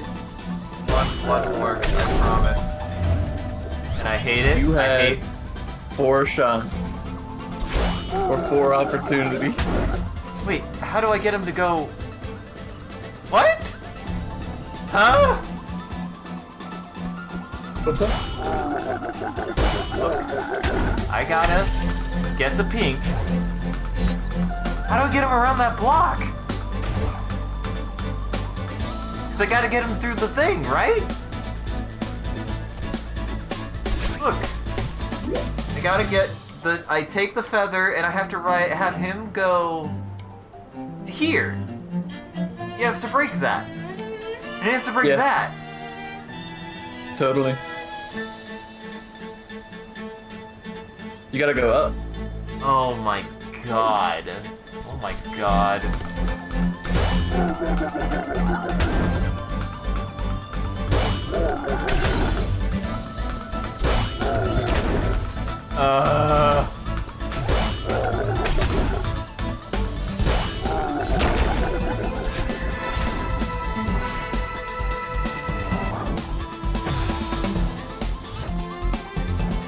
Okay, yeah, we're calling it there. Okay, yeah, we're calling it there. Yeah. Saving good. God. Yeah, unfortunately, I turned out to be a dirty liar because that was not that was definitely not the last screen before a checkpoint. I mean, you didn't say it was. Fair. It is staggeringly terrifying how hard this section is. That is, God. and there is another checkpoint before. There's like, so because you asked earlier, you're like, am I close to the end? I thought yes. By this YouTube video, it's actually about the halfway point. Ah, ha, ha, ha. Wait, of the whole chapter or just the section? Yeah, of the whole chapter. Well, both. You're at about the halfway point of the section, and you're at about the halfway point of the chapter.